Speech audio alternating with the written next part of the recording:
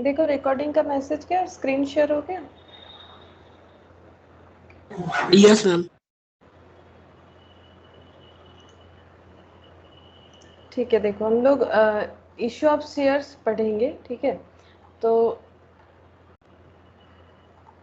यहाँ पर हमें कौन सा क्वेश्चन करना है, कितने नंबर तक हुआ था? নীলকে আমি একটু আগের ক্লাসটা দিয়ে দেবো নীল, আমি না তোমাকে আগের দিন নিতে একটু করে গেছি, মিস্টেক হয়ে গেছে। আমি তোমাকে আগের ক্লাসটা দিয়ে দেবো, আজকে বুঝতে কোনো অসুবিধা হবে না। আগে তো করেছো 12-এ, অসুবিধা হওয়ার কথা নয়, ঠিক আছে? Okay ma'am. अच्छा देखो, हम लोगों ने कहाँ से स्टार्ट किया था लास्ट दिन? Just issue of share start ही किया था, वो भी इक्विटी का, ठीक है। और उस पे कुछ क्वेश्चन भी किया था, लेकिन कहाँ तक किया था? वो कैश बुक का एक क्वेश्चन 4 तक। 4 तक ना, मतलब हम लोगों ने 3 तरह का Yes, ma'am. सब्सक्रिप्शन किया था। ओवर सब्सक्रिप्शन, मतलब अंडर सब्सक्रिप्शन, और जो एट पर होता है, मतलब इक्वल सब्सक्रिप्शन, वहां तक किया था, ठीक है। अच्छा, एक क्वेश्चन था हमारा कैश बुक का। मैंने बोला था तुम लोग एंट्री लिखना, लेकिन कैश बुक में कैसे उसे करना है वो हम बता देंगे। यहाँ क्वेश्चन नंबर 5 से हमें करना है। देखो क्वेश्चन नंबर 5 में क्या बोला है, the Delhi Artware Limited issued, एक सेकेंड,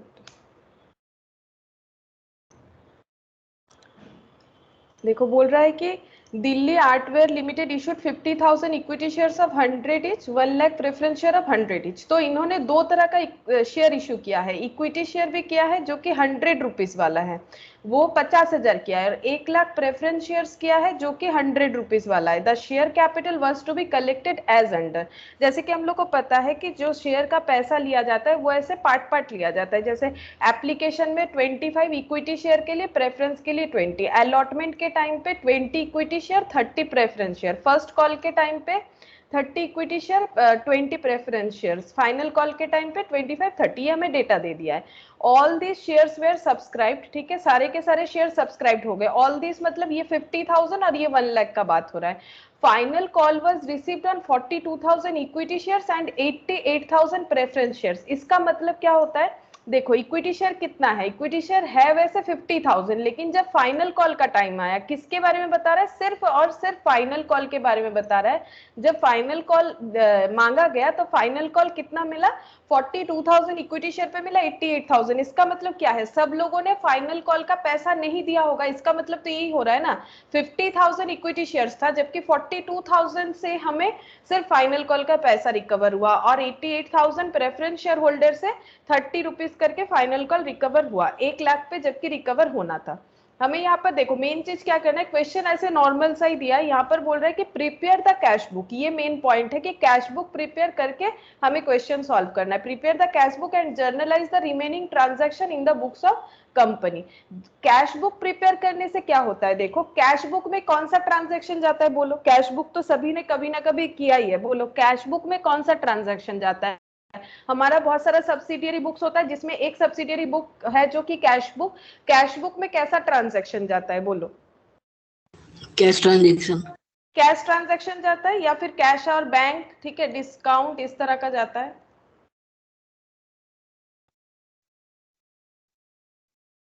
गुड इवनिंग प्रिया। अच्छा, तो कैश और बैंक ट्रांजैक्शन जाएगा, लेकिन हम लोग नॉर्मली कंपनी का जब सम्स करेंगे, क्या कैश यूज करेंगे कि बैंक यूज करेंगे, ये बोलो। जब हम लोग कंपनी का सम्स करेंगे तो हम लोग बैंक यूज करेंगे। तो यहाँ पर कैश बुक में कौन सा कॉलम के लिए बोला जा रहा है, बैंक कॉलम के लिए। तो बोल रहा है कि कैश बुक बनाओ और जर्नलाइज करो। जब ऐसा क्वेश्चन रहेगा, देखो हमें जर्नल भी एंट्री पास करवाना है, कैश बुक भी प्रिपेयर करना है, तो सीधा सा बात है कैश बुक के बैंक कॉलम में जो भी जाएगा वो लिखना है, और बाकी एंट्री जो होगा उसको हम लोगों को जर्नल बुक यानी जर्नल प्रॉपर में लिखना है। तुम लोग सब्सिडियरी बुक्स अगर थोड़ा याद करोगे तो सब्सिडियरी बुक कितना सारा था, परचेज डे बुक था, सेल्स डे बुक था, परचेज रिटर्न, सेल्स रिटर्न 4 हो गया, बिल्स पेबल, बिल्स रिसीवेबल 6 हो गया, और कैश बुक 7 हो गया, ठीक है। और कैश बुक हो जाता है। ये सब में जो जहां ये सब जगह पे जो नहीं आएगा, ठीक है, मतलब ये मेरा ऐसा कोई एंट्री है जो ये सारे 6 जगह पे नहीं आ रहा है, तो कहाँ जाता है, जर्नल प्रॉपर में जाता है। उसी को बोल रहे हैं कि बाकी को जर्नलाइज करो, तो जो कैश बुक में जाएगा कैश बुक में भेजो, बाकी को जर्नलाइज करो। तो जब हम लोग ये क्वेश्चन सॉल्व करेंगे तो हम लोग एक कैश बुक भी बनाएंगे और एक जर्नल एंट्री का भी यहाँ पर सिचुएशन रखेंगे। ठीक है, तो ये देखो कैसे होगा ये वाला क्वेश्चन सॉल्व। तो ये था इलास्ट्रेशन 5। ठीक है, अच्छा अब यहाँ पर हम लिख देते हैं एक कैश बुक, कैश बुक, और इसमें सिर्फ मुझे बैंक कॉलम ही बनाना है, तो हम ना और कॉलम अलग अलग नहीं बना रहे क्योंकि एक ही तो कॉलम बनाएंगे, तो फिर जस्ट इसको टी शेप में 2 पार्ट में डिवाइड कर देते हैं। ठीक है, अच्छा अब इसका जैसे एक साइड हमारा डेबिट और ये क्रेडिट हो जाएगा, और यहाँ पर जैसे तुम लोग लिख सकते हो पर्टिकुलर वगैरह, वो सब हम नहीं लिख रहे, तुम लोग लिख सकते हो। ठीक है, अच्छा और यहाँ पर जर्नल का एक जगह बना लेते हैं। ठीक है, जर्नल का जगह बना लेते हैं जहां पर हम लोग जर्नल एंट्री पास करवाएंगे।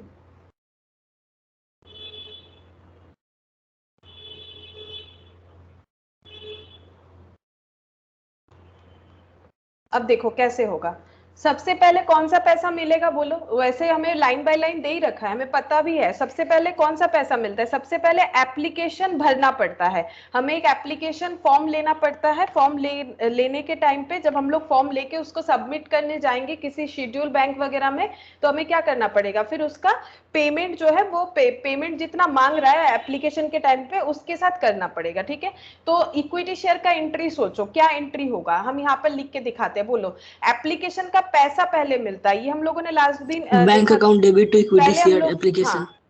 Bank account debit to equity share application, है ना, bank account debit to equity share application. Equity share कितना सारा है, 50,000 है, और एक एक शेयर पे एप्लीकेशन कितना मिलेगा, 25। तो बोलो कितना हमें एप्लीकेशन पे पैसा रिसीव होगा, 12,50,000।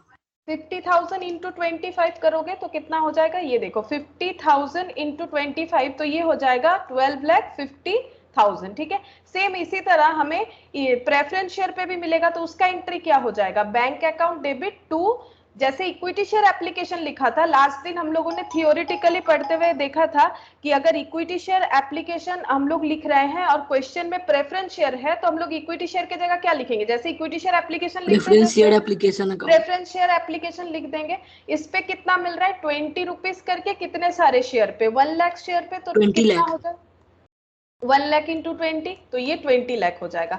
अब बोलो क्या ये कैश बुक में जाएगा कि जर्नल प्रॉपर में जाएगा, कैश बुक में क्या ये जा सकता है, कैश बुक में जाएगा। कैश बुक में जाएगा, क्योंकि एंट्री क्या है, bank account debit to equity share application, bank account debit to preference share application. तो कैश बुक मतलब मेरे पास कैश कॉलम होता है, बैंक कॉलम होता है, ये बेसिकली हम लोग बैंक कॉलम के लिए करें क्योंकि कंपनी अकाउंट जब भी करेंगे वहां पर बैंक ही हमें लिखना पड़ता है। तो हम लोग एंट्री क्या पोस्ट करेंगे, तो हम लोग बैंक कॉलम के लिए काम कर रहे हैं, नाम भले कैश बुक है लेकिन कैश बुक में तो कॉलम्स रहता है ना, कैश कॉलम बैंक कॉलम, तो अभी हम लोग बैंक कॉलम के लिए कर रहे हैं। तुम लोग चाहो तो कैश बुक ब्रैकेट में लिख सकते हो बैंक कॉलम, ठीक है, यानी बैंक रिलेटेड एंट्री होगा। तो हम लोग बैंक में बैंक तो लिख नहीं सकते, मतलब वो कैश बुक है, बैंक अकाउंट है बेसिकली, तो बैंक में बैंक लिख नहीं सकते, तो क्या लिखेंगे, टू इक्विटी शेयर एप्लीकेशन, और क्या लिखेंगे, टू प्रेफरेंस शेयर एप्लीकेशन। बोलो समझ में आ गया क्या होगा, किस तरह से करना है। Yes ma'am. Yes ma'am. अच्छा, तो हम लोग लिखेंगे टू, यहाँ पर लिखते हैं टू, जस्ट कुछ नहीं, हम लोग पोस्ट कर रहे हैं, ये एक्चुअली क्या है, ये बैंक अकाउंट की तरह, ये बैंक कॉलम ओनली, ठीक है, बैंक कॉलम ओनली, या फिर तुम लोग इसको जस्ट बैंक अकाउंट की तरह इमेजिन कर लो, तो टू इक्विटी शेयर एप्लीकेशन, ठीक है, टू इक्विटी शेयर एप्लीकेशन, और इसका ये देखो 50,000 इंटू 25 करके कर लो, 12,50,000। अच्छा ये भी हो जाएगा, to reference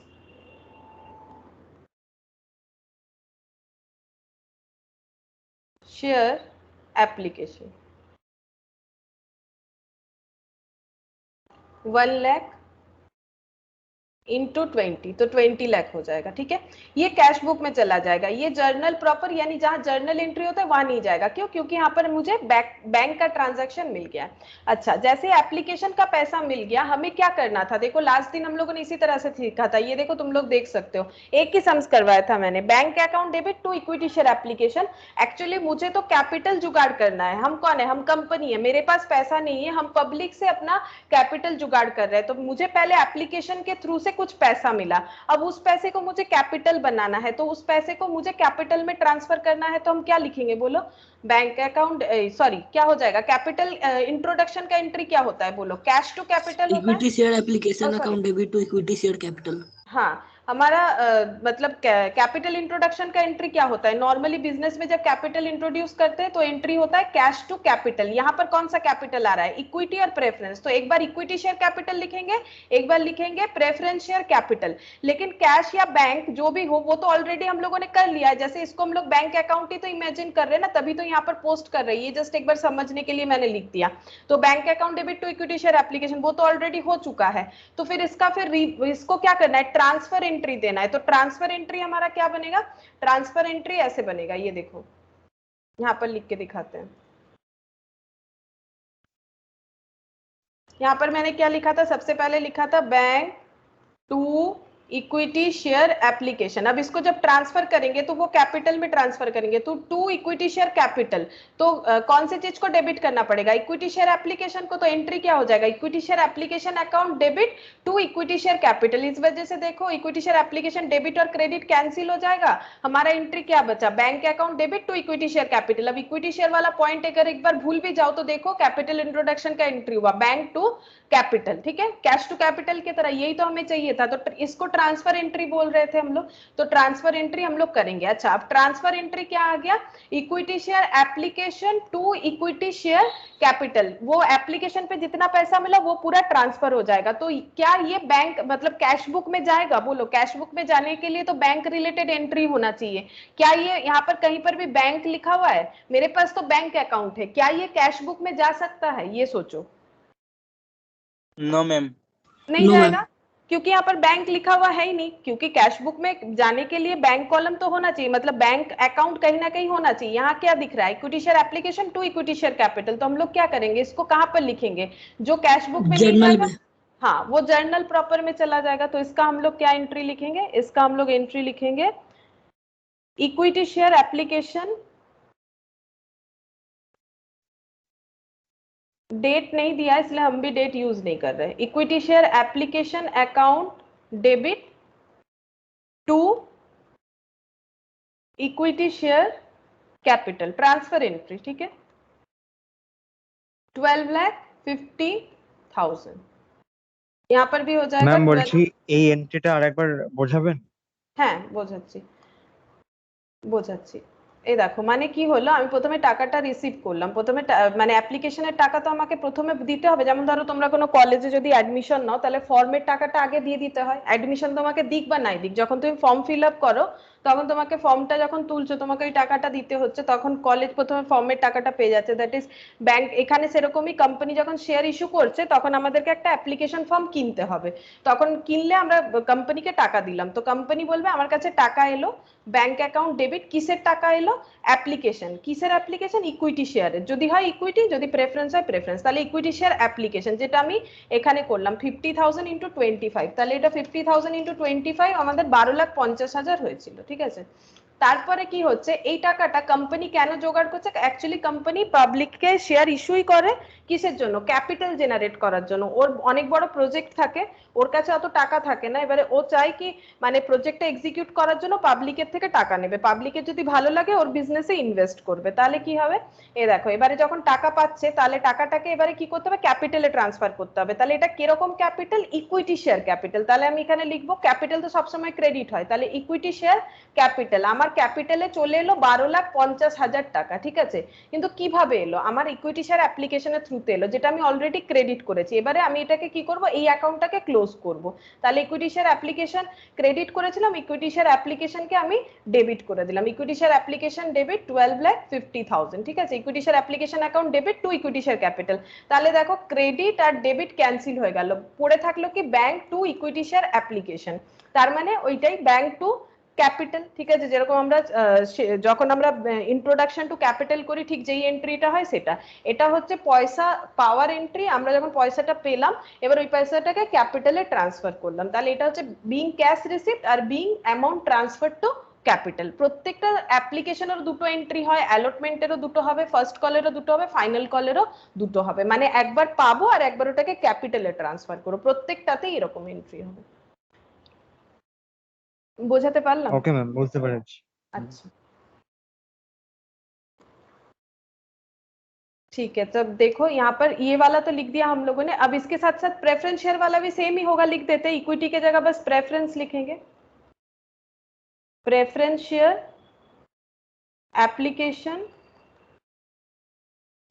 account debit to preference share capital, ये भी ट्रांसफर कर देते। इसका अमाउंट कितना आया था देखो, ये कुछ 20 लाख, ठीक है, 20 लाख। तो एप्लीकेशन का एंट्री हमारा कंप्लीट हो गया दोनों शेयर के लिए, इक्विटी एंड प्रेफरेंस। अच्छा, लेकिन अलॉटमेंट का केस कैसा होता है? अलॉटमेंट में ना पहले पैसा नहीं मिलता है, ठीक है, जैसे अभी हम बोल रहे थे कॉलेज वाला एग्जांपल। पहले क्या होता है, कॉलेज का फॉर्म हम लोग ले लेते हैं, फिर उस कॉलेज के लिए जो भी एप्लीकेशन वगैरह करना पड़ता है कर दिया हम लोगों ने, ठीक है। अब कॉलेज हमें एडमिशन देगा कि नहीं वो अपने मेरिट लिस्ट से हमें शो करेगा, उसी तरह से कंपनी भी बताएगी कि वो हमें अपने कंपनी का शेयर दे रही है कि नहीं दे रही है। अगर कंपनी नहीं दे पाती है तो एप्लीकेशन का जो पैसा लेती है वो वापस कर देती है। ऐसा बात नहीं है कि हमारा पैसा बेकार हो गया, जैसे कॉलेज नहीं वापस करेगा, ठीक है, वो केस अलग होता है। लेकिन अगर हमें कंपनी अलॉटमेंट देगी तो उसके बाद कंपनी फिर से पैसा मांगेगी। जैसे अगर कॉलेज में एडमिशन हो जाते हो, इसके बाद जो कोर्स के लिए एडमिट हो रहे हो उस कोर्स का फी देना पड़ता है, तो कॉलेज क्या बोलता है, मेरा मेरिट निकल गया फटाफट पैसा दे दो, ऐसा नहीं होता है। कॉलेज एक टाइम पीरियड देता है कि आपका नाम मेरिट लिस्ट में आ चुका है, अगर आपको एडमिशन लेना है तो आप इतने तारीख से लेके इतने तारीख के अंदर एडमिशन लेने के लिए आ जाइए। जस्ट कंपनी भी वैसे ही एक टाइम हमें देगा कि आपको शेयर अलॉट करेंगे, लेकिन आप ये अलॉटमेंट का पैसा कुछ इतने दिन के अंदर, 7 दिन 8 दिन 10 दिन जो भी टाइम पीरियड होगा उसके अंदर दे दीजिएगा। मतलब एप्लीकेशन जब करने जाओगे तो पहले पैसा देना पड़ता है, लेकिन जब अलॉटमेंट मिलेगा तो कंपनी तुम्हें टाइम दे देगी कि आपको अलॉटमेंट दिया जा रहा है तो आप अलॉटमेंट का पैसा इतने दिन के अंदर दे दीजिएगा। तो फिर कंपनी क्या सोच रही है, कंपनी सोच रही है मुझे 50,000 इक्विटी शेयर और 1 लाख प्रेफरेंस शेयर से पैसा आएगा, किसका, अलॉटमेंट का, क्योंकि इतने लोगों ने एप्लीकेशन भरा था और हम लोग सभी को अलॉटमेंट देना चाहते हैं, ठीक है, हम लोग सभी को अलॉटमेंट देना चाहते हैं, तो हमें सभी से अलॉटमेंट का पैसा मिलेगा, ठीक है। जैसे अगर कॉलेज 100 स्टूडेंट को मतलब एडमिशन देना चाहती है और एक पूरा कोर्स फीस मान लो 10,000 का है एक एक स्टूडेंट से, तो कॉलेज ये सोच ही सकती है कि इस कोर्स से हमें कितना अर्निंग हो जाएगा, इस कोर्स से हमें यहाँ पर अर्निंग कुछ इतना हो जाएगा, ठीक है। ये कितना हुआ, ये कुछ 10 लाख हो रहा है, ठीक है, 10 लाख रुपए का हमें अर्निंग हो जाएगा। वैसे कंपनी जैसे ही अलॉटमेंट देगी, कंपनी पहले ये सोचेगी कि उनको अलॉटमेंट से कितना पैसा अब आने वाला है, तो पहले पब्लिक अब पैसा नहीं देगी, पहले पब्लिक को टाइम देना पड़ेगा कि अलॉटमेंट दे दिए हो, ठीक है, हमें टाइम दे दो, हम लोग कुछ दिन बाद आपको अलॉटमेंट का पैसा दे देंगे। तो कंपनी सोचेगी कि मुझे अलॉटमेंट से पैसा मिलेगा, तो वो कैसे एंट्री करेगी, कंपनी ऐसे एंट्री करेगी, देखो इक्विटी, जब इक्विटी शेयर वाला होगा, ये देखो equity share allotment, company actually सोच रही है, ठीक है, कंपनी सोच रही है मुझे इतना पैसा मिलेगा, जैसे कॉलेज सोच रहा है ना ये कोर्स को मतलब ये कोर्स में एडमिशन दिलवा के इतने लोगों को मुझे ये पैसा मिल सकता है। तो equity share allotment account debit to क्या हो जाएगा, टू इक्विटी शेयर कैपिटल, जो पैसा मिलेगा वो हम कैपिटल में ट्रांसफर कर देंगे। कौन सा पैसा, अलॉटमेंट का पैसा, क्योंकि अलॉटमेंट का पैसा पहले नहीं मिलेगा कि हम बैंक का एंट्री कर दे, ठीक है।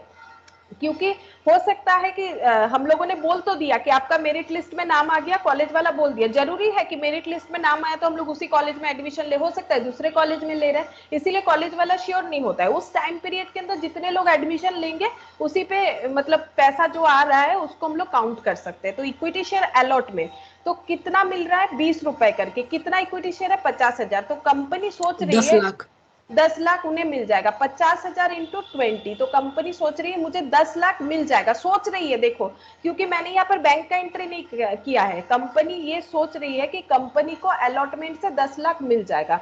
और अगर सबने अलॉटमेंट का पैसा दे दिया है तो कंपनी को जरूर 10 लाख मिलेगा। तो यहाँ पर देखो सिर्फ फाइनल कॉल के बारे में कुछ अलग बताया है, बाकी के बारे में कुछ अलग से नहीं बताया। इसका मतलब ये एज्यूम कर लो कि सभी ने अलॉटमेंट का पैसा दिया। तो जब कंपनी को पैसा मिलेगा तो कंपनी क्या एंट्री करेगा, बैंक अकाउंट डेबिट, ये कंपनी सोच लिया, और उसके बाद टाइम दे दिया। और जैसे टाइम के अंदर सभी share holder, equity share holder ने पैसा दे दिया तो कंपनी एंट्री करेगी bank account debit to equity share. क्या लिखेगी बोलो, कैपिटल में तो ऑलरेडी ट्रांसफर कर दिया इक्विटी था, शेयर अलॉटमेंट अलॉटमेंट को कैंसिल कर देगी, मतलब अलॉटमेंट को क्लोज कर देगी। अलॉटमेंट अकाउंट जैसे हम लोग वहां पर एप्लीकेशन अकाउंट क्लोज कर रहे थे, ये एप्लीकेशन अकाउंट जैसे ओपन होगा वैसे क्लोज भी होगा। अलॉटमेंट भी ओपन होगा क्लोज होगा, फर्स्ट कॉल भी ओपन होगा क्लोज होगा, फाइनल कॉल भी ओपन होगा क्लोज होगा। ओपन कब होता है, जैसे एप्लीकेशन ओपन तब होता है जब पैसा मिलता है, और वो पैसा जब ट्रांसफर होता है तब क्लोज होता है। अलॉटमेंट का थोड़ा सा अलग है, allotment first call final call ये एक जैसा होता है। अलॉटमेंट में क्या होता है, पहले कंपनी पैसा ड्यू कर देगी कि मुझे 10 लाख मिलेगा, ये ड्यू एंट्री है कि मुझे मिलेगा। और जब पैसा मिल जाएगा तब कंपनी बोलेगी कि bank account debit to equity share allotment 10 lakh 10 lakh. ठीक है, ये मैंने इक्विटी शेयर का दिखाया। सेम चीज प्रेफरेंस शेयर के लिए भी होगा, इक्विटी की जगह हम लोग प्रेफरेंस लिखेंगे। अब बताओ इसमें से कौन सा एंट्री है जो कि कैश बुक में जाएगा और कौन सा एंट्री है जो कि जर्नल प्रॉपर में जाएगा, या फिर दोनों ही कैश बुक में जाएगा या दोनों ही जर्नल प्रॉपर में जाएगा, क्या लग रहा है बोलो। Ma'am. Bank account debit to equity share allotment वाला जाएगा कैश बुक में, और equity share allotment to equity share capital जाएगा जर्नल में। हाँ ये देखो, equity share allotment to equity share capital ये जर्नल प्रॉपर में जाएगा, क्योंकि यहाँ ना तो कोई बैंक डेबिट है ना तो कोई बैंक क्रेडिट है। जब तक हमारा कोई कैश का ट्रांजैक्शन होगा नहीं तब तक तो हम लोग कैश बुक में नहीं लिख सकते, यहाँ पर हो रहा है। ठीक है, तो equity share allotment to equity share capital ये पहले हम लोग जर्नल में लिख देते हैं। ठीक है, equity share application to equity share capital, इसको हटाना पड़ेगा। Equity share allotment to equity share capital, equity share allotment to equity share capital. ठीक है, हम ऐसे लिखते हैं, 10 लाख हो रहा है।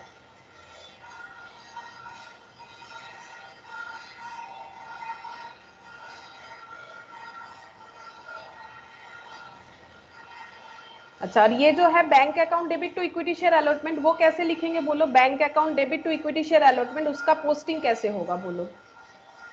बैंक अकाउंट में तो बैंक नहीं जाएगा तो क्या जाएगा बोलो, बैंक टू ये तो equity share allotment account. To equity share allotment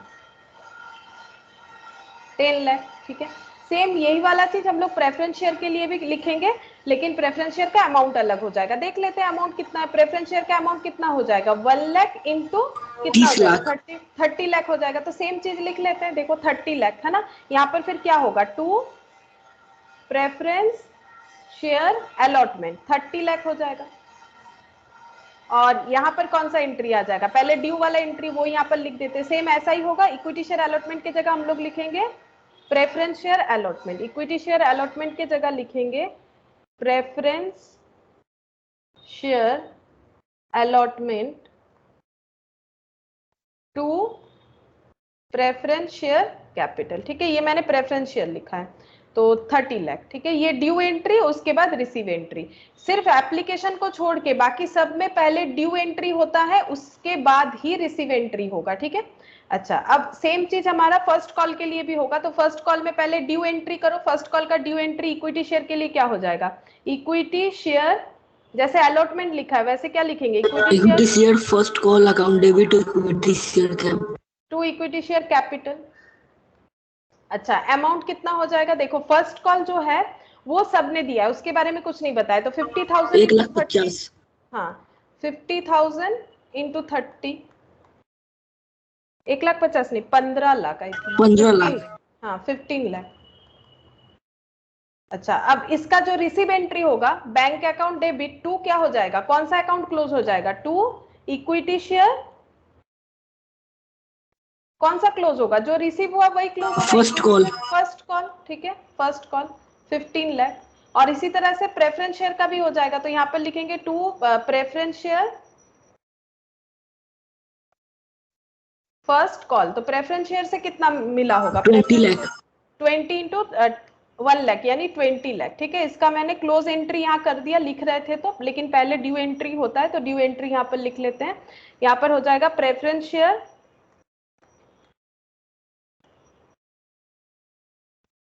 first call to preference share capital, कितना आया 20 लाख, 20 लाख। और एकदम एंड में है फाइनल कॉल, लेकिन फाइनल कॉल का कुछ और बता रहा है कि इक्विटी शेयर का फाइनल कॉल रिसीव हुआ है 42,000 और 88,000। तो एक्चुअली फाइनल कॉल तो पहले ड्यू होगा, ठीक है, फाइनल कॉल तो पहले ड्यू होगा, रिसीव इतने लोगों का हुआ है। तो जब कंपनी सोच रही थी कि मेरे पास जब फाइनल कॉल का पैसा आएगा, ऐसा एस्टिमेशन कंपनी लगा रही थी, तब तो 50,000 लोगों पे ही लगा रही थी, लेकिन जब रिसीव हुआ तब बाकी 8,000 शेयर होल्डर ने नहीं दिया, इसीलिए 42,000 पे रिसीव हुआ। तो कंपनी जब अपना ड्यू एंट्री कर रही थी तब कैसे करेगी, तब वो ऐसे करेगी, equity share final call to क्या हो जाएगा, टू इक्विटी शेयर कैपिटल। वो कितने से हो जाएगा, 50,000 इंटू 25, ये देखो 50,000 इंटू 25, तो ये कितना हो रहा है 12,50,000। इतने का पैसा उनको मिलना था फाइनल कॉल से, लेकिन जब रिसीव हुआ तब क्या एंट्री होगा, बैंक अकाउंट डेबिट, तब एंट्री होगा बैंक अकाउंट डेबिट। लेकिन कितना रिसीव्ड हुआ 42,000 पे, तो 42,000 इंटू करो 25 कितना आता है 10500, मतलब 4 ठो जीरो। हाँ, तो 10,50,000, ठीक है, इतना आया। लेकिन अकाउंट तो क्लोज करना होता है, जबकि फाइनल कॉल से आने वाला था कितना 12,50,000, तो फाइनल कॉल को डेबिट किया तो फाइनल कॉल को क्रेडिट करो, इक्विटी शेयर फाइनल कॉल को क्रेडिट करो, ठीक है, कितना हो जाएगा 12,50,000। तो बाकी क्या हो गया, जिनसे नहीं मिला उसका हम लोग क्या लिख सकते हैं, बोलो, जिनसे नहीं मिला कॉल्स इन एरियर लिख सकते हैं, ठीक है, उसके लिए हम लोग लिखेंगे कॉल्स इन एरियर। तो कितना नहीं मिला, 8,000 से नहीं, हाँ 8,000 इंटू कितना हो जाएगा 25, कॉल्स इन एरियर क्यों, जो नहीं मिला वो लॉस होता है, तो इतना नहीं मिला, ठीक है। सेम इसी चीज का एंट्री हमें प्रेफरेंस शेयर पे भी करना पड़ेगा, उसका अमाउंट अलग हो जाएगा, ठीक है। तो हम लोग कैसे एंट्री करेंगे, सबसे पहले तो equity share final call to equity share capital, ये हमारा जर्नल प्रॉपर में चला जाएगा, यहाँ तो कोई बैंक नहीं है, तो हम लोग लिखेंगे equity share final call to equity share capital, ये लिख लेते हैं सबसे पहले। अच्छा, वैसे यहाँ जगह है नहीं, यहाँ पर लिखते हैं, ठीक है, इक्विटी शेयर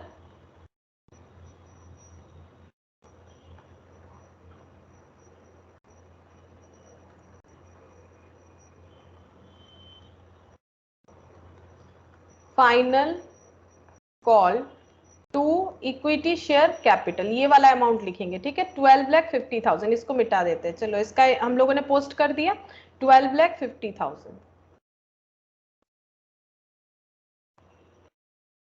अच्छा, अब बोलो, जो हमारा रिसीव हुआ बैंक अकाउंट डेबिट, इसको हम लोग कैश बुक में कैसे पोस्ट करेंगे, बोलो, bank account debit to equity share क्या हो रहा है, to equity share final call, तो हम लोग क्या लिखेंगे कैश बुक में, क्या लिखेंगे to equity share final call.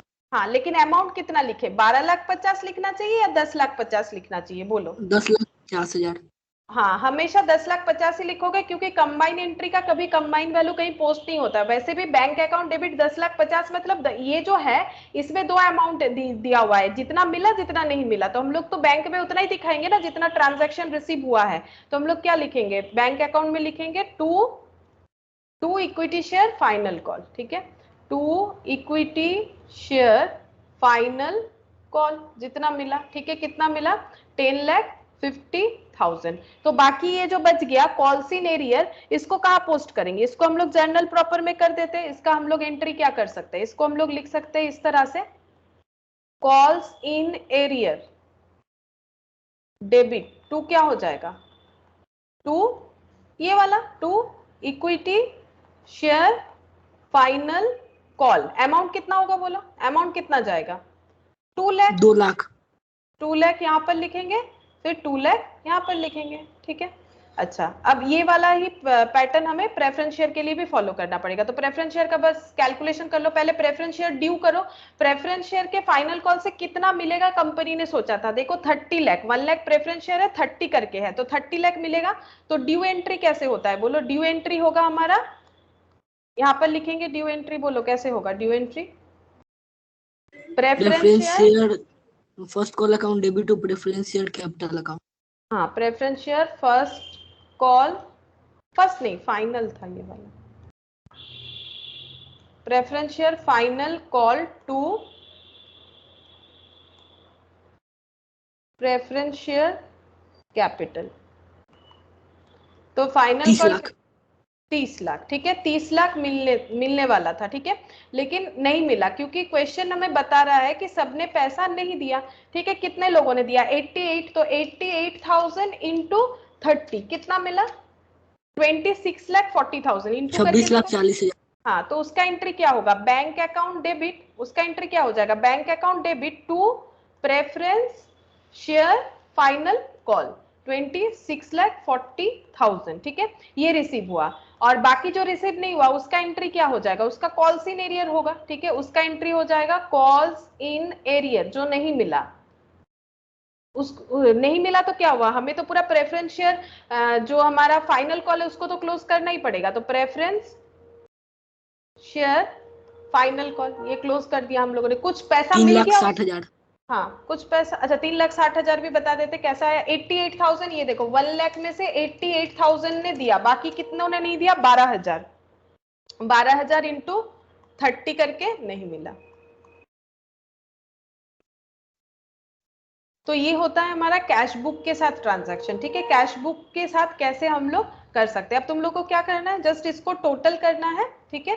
इसको टोटल करके यहाँ पर जितना भी पैसा आया उसको बाई बैलेंस सीडी बोल के लिख देना है, ठीक है। तो बाई बैलेंस सीडी बोल के इसका टोटल लिखना पड़ेगा। तो टोटल देख लो कितना आ रहा है 12,50,000, 12,50,000।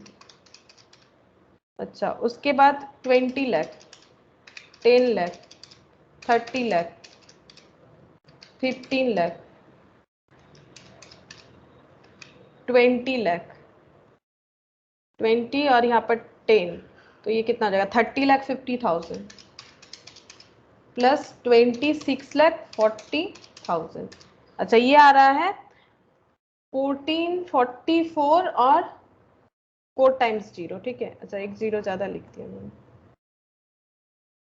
तो मेरे पास इतना पैसा आ गया कैपिटल का, ठीक है, मेरा इतना कैपिटल बन गया 14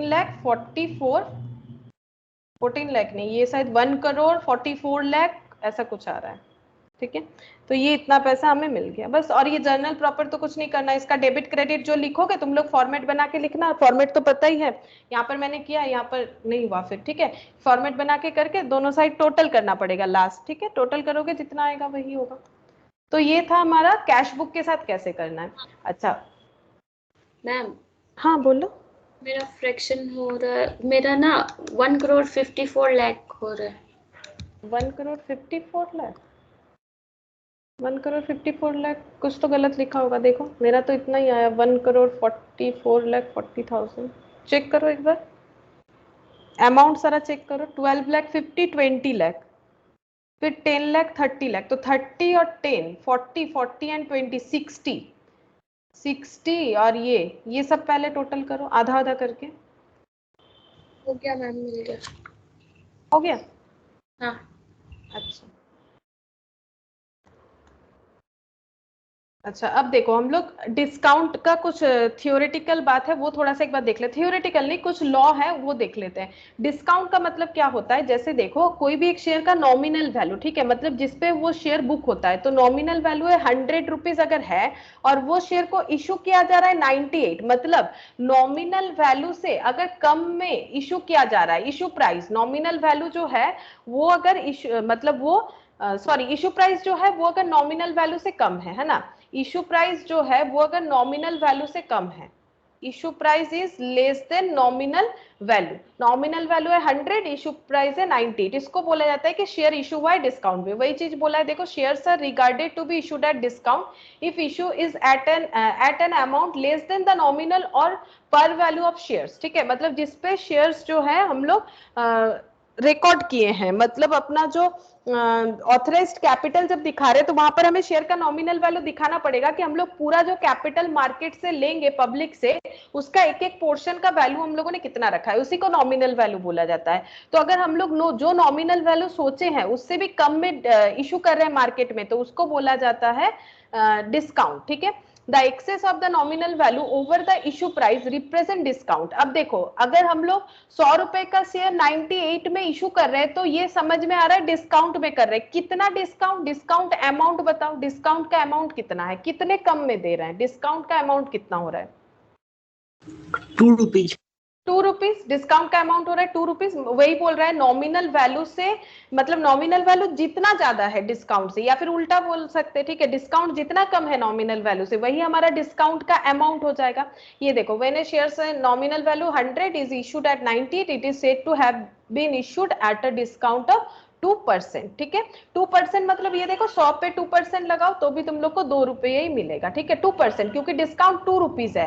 अब परसेंटेज कैसे समझ में आ रहा है? कितने का शेयर 2 रुपए कम में बिक रहा है, बोलो कितने का शेयर 2 रुपए कम में बिक रहा है? 100 रुपए का या 98 वाला शेयर, ये बताओ कितने का शेयर 2 रुपए कम में बिक रहा है? 100 रुपए का शेयर 2 रुपए कम में बिक रहा है या 98 लिखोगे? नीचे क्या लिखोगे, बोलो कितने का? 98 का शेयर 2 रुपए कम में बिकेगा तो वो तो 96 हो जाएगा। 98 वाला शेयर, तो 100 रुपए वाला शेयर 2 रुपए कम में बिक रहा है ना, तभी तो 2 रुपए परसेंटेज कितना आ रहा है? 2% आ रहा है, इसीलिए 2% बोला गया। 98 वाला शेयर कहाँ 2 रुपए कम में बिक रहा है? शेयर तो था ही 100 रुपए वाला नॉमिनल वैल्यू। क्वेश्चन बोल रहा है, एग्जाम्पल सोच लो कि 100 रुपीज है तो वो 2 रुपए कम में बिक रहा है, तो 98 में बिक रहा है ना, तो उसका मतलब डिस्काउंट का परसेंटेज कितना है? 2 रुपए अमाउंट है, परसेंटेज कैसे निकालते हैं? अमाउंट से डिवाइड करके इंटू 100 करते तो परसेंटेज में आता है। तो 2 रुपए डिस्काउंट चल रहा है, कितने का शेयर डिस्काउंट में चल रहा है? 100 रुपए का 2 रुपए डिस्काउंट में चल रहा है, तभी तो वो 98 है। तो हम लोग नीचे 98 थोड़ी ना लिख सकेंगे। लेकिन यहाँ पर देखो जो मेन चीज इस पैराग्राफ को इसीलिए मैंने पढ़ा, यहाँ पर देखो बोल रहा है, ये तुम लोग थोड़ा सा याद रखना। According to section 53 of the companies act 2013, section 53 companies act 2013 का क्या बोल रहा है कि company can not issue shares at discount except in the case of issue of sweat equity share. सिर्फ स्वेट इक्विटी शेयर जो होता है, बताते हैं क्या होता है? स्वेट इक्विटी शेयर छोड़ के किसी भी शेयर को डिस्काउंट में इश्यू करना अलाउड नहीं है। स्वेट इक्विटी शेयर क्या होता है? कंपनी, स्वेट मतलब यहाँ पर पसीना, कंपनी के जो एम्प्लॉय लोग इतना खून पसीना एक करके कंपनी को आगे लेके जा रहे हैं, तो उनको as a reward equity share जो है वो बहुत ही कंसेशनल रेट में कंपनी इशू करती है, उनको मोटिवेट रखने के लिए। ठीक है, कंपनी बोलती है मेरा कंपनी इतना अच्छा चल रहा है बिकॉज क्योंकि मेरे एम्प्लॉय इतने अच्छे हैं, मेरे डायरेक्टर ने इतना हेल्प किया, तो मतलब सबको मिल बांट के काम कर रहे हैं तभी कंपनी आगे बढ़ रही है। तो कंपनी में जो भी एम्प्लॉयज है, जो भी डायरेक्टर है, इनको कंपनी अगर बहुत ही कम रेट में, मतलब जो एक्चुअल मार्केट में चल रहा है उससे कम में अगर कंपनी इनको शेयर दे रही है, इस तरह के शेयर को बोला जाता है स्वेट इक्विटी शेयर। मतलब जो खून पसीना बहा रहे हैं उनके लिए शेयर जो है कंसेशनल रेट में दिया जा रहा है। तो सिर्फ स्वेट इक्विटी शेयर अगर कंपनी इशू करना चाहेगी कभी, तभी डिस्काउंट पे कर सकती है। अदरवाइज बाकी केस में सेक्शन 53 कंपनीज एक्ट 2013 बोल रहा है कि हम लोग शेयर को डिस्काउंट में इशू नहीं कर सकते हैं, तो नहीं कर सकते, रूल्स है, लॉ है। दस any issue of shares at discount shall be void. अगर कोई करता है तो ये वॉइड है, ठीक है, मतलब इसका कोई वैल्यू नहीं है, नहीं हो सकता है, सिर्फ स्वेट इक्विटी शेयर ही किया जाता है। लेकिन यहाँ पर कैलकुलेशन पर्पस, मतलब हमारा जो सम्स वगैरह रहेगा उसमें तुम लोग को मिलेगा कि शेयर डिस्काउंट में इशू हुआ है। ठीक है, तो अगर क्वेश्चन हमें देगा तो हम लोग करेंगे, हम लोग ये थोड़ी ना बोलेंगे कि कंपनीज एक्ट में बोल रखा है सेक्शन 53 में कि शेयर डिस्काउंट में इशू नहीं हो सकता है तो हम लोग नहीं करेंगे, ऐसा नहीं बोल सकते। लेकिन ये तुम लोग का एज थियोरेटिकली प्रैक्टिकल लाइफ में इसको अप्लाई करना पड़ेगा। ठीक है, अच्छा अब देखो प्रीमियम। प्रीमियम मतलब एक्स्ट्रा प्राइस पे, ठीक है। जैसे अगर 100 रुपए का शेयर जो है, 100 रुपए नॉमिनल वैल्यू है, यही शेयर अगर 105 रुपए में हम लोग इशू कर रहे हैं तो इसको हम लोग बोलेंगे प्रीमियम, एक्स्ट्रा प्राइस में कर रहे हैं। तो प्रीमियम का मतलब बोलो कितना, यहाँ पर प्रीमियम का वैल्यू हो गया, प्रीमियम मतलब ही तो मतलब एक्स्ट्रा अमाउंट होता है, कितना एक्स्ट्रा दे रहे हैं, 100 रुपए का चीज है, उसको खरीदने के लिए 105 रुपए पे कर रहे हैं, तो बोलो कितना एक्स्ट्रा पैसा दे रहे हैं, 5, ठीक है। इसको बोला जाता है प्रीमियम प्राइस, ठीक है, इसको बोला जाता है प्रीमियम प्राइस। अब प्रीमियम का परसेंटेज निकालो, 5 है और कितने का शेयर 105 में बिक रहा है, 100 रुपए का शेयर 105 में बिक रहा है, तो कितना परसेंट प्रीमियम लगा रहे हैं, 5%। 5% प्रीमियम लगा रहे हैं। अब कंपनी कब प्रीमियम में शेयर बेचती है, जैसे प्रैक्टिकली तो तुम लोगों ने देखा डिस्काउंटेड शेयर नॉर्मली नहीं होता है, सिर्फ स्वेट इक्विटी के लिए होता है, मतलब ये प्रैक्टिकल अप्रोच है, बाकी क्वेश्चन हमें दे सकता है। प्रीमियम में कब शेयर बेच सकती है कोई कंपनी, बोलो। तुम लोग को पता है कि कोई चीज 100 रुपए का है, फिर भी तुम लोग 105 दे के क्यों खरीदोगे, मतलब पब्लिक क्यों 105 रुपए दे के खरीदेगी, बोलो। रीजन क्या है कि कंपनी एक्स्ट्रा पैसा देने के लिए रेडी है, सॉरी पब्लिक एक्स्ट्रा पैसा देने के लिए रेडी है। ऐसा सिचुएशन कब आ सकता है, हम लोग कोई भी चीज एक्स्ट्रा कंपनी का, हाँ बोलो बोलो। कंपनी का अच्छा रिव्यू होगा, उसका हाँ। आगे प्रॉफिट वाला होगा। देखो अगर पब्लिक को लग रहा है इसमें बहुत ज्यादा फायदा है तो हम लोग क्या कर सकते हैं, अगर हमें कुछ ऐसा लगता है कि इसमें बहुत ज्यादा फायदा है तो हम लोग उस पर खर्चा करके उसको ले सकते हैं, ठीक है। अगर हमें लगता है कि ऐसा कुछ हमें बेनिफिट मिलेगा, कंपनी बहुत अच्छा है, फाइनेंशियली स्ट्रांग है, वेल मैनेज्ड है, तो ऑब्वियसली हमें इन्वेस्ट करना चाहिए। अगर कंपनी ज्यादा मांग रही है तो हम लोग दे देंगे, ठीक है, क्योंकि हमें फ्यूचर में इसका बेनिफिट मिलेगा। फ्यूचर ग्रो अगर कंपनी का काफी अच्छा है तो हम लोग कर सकते हैं।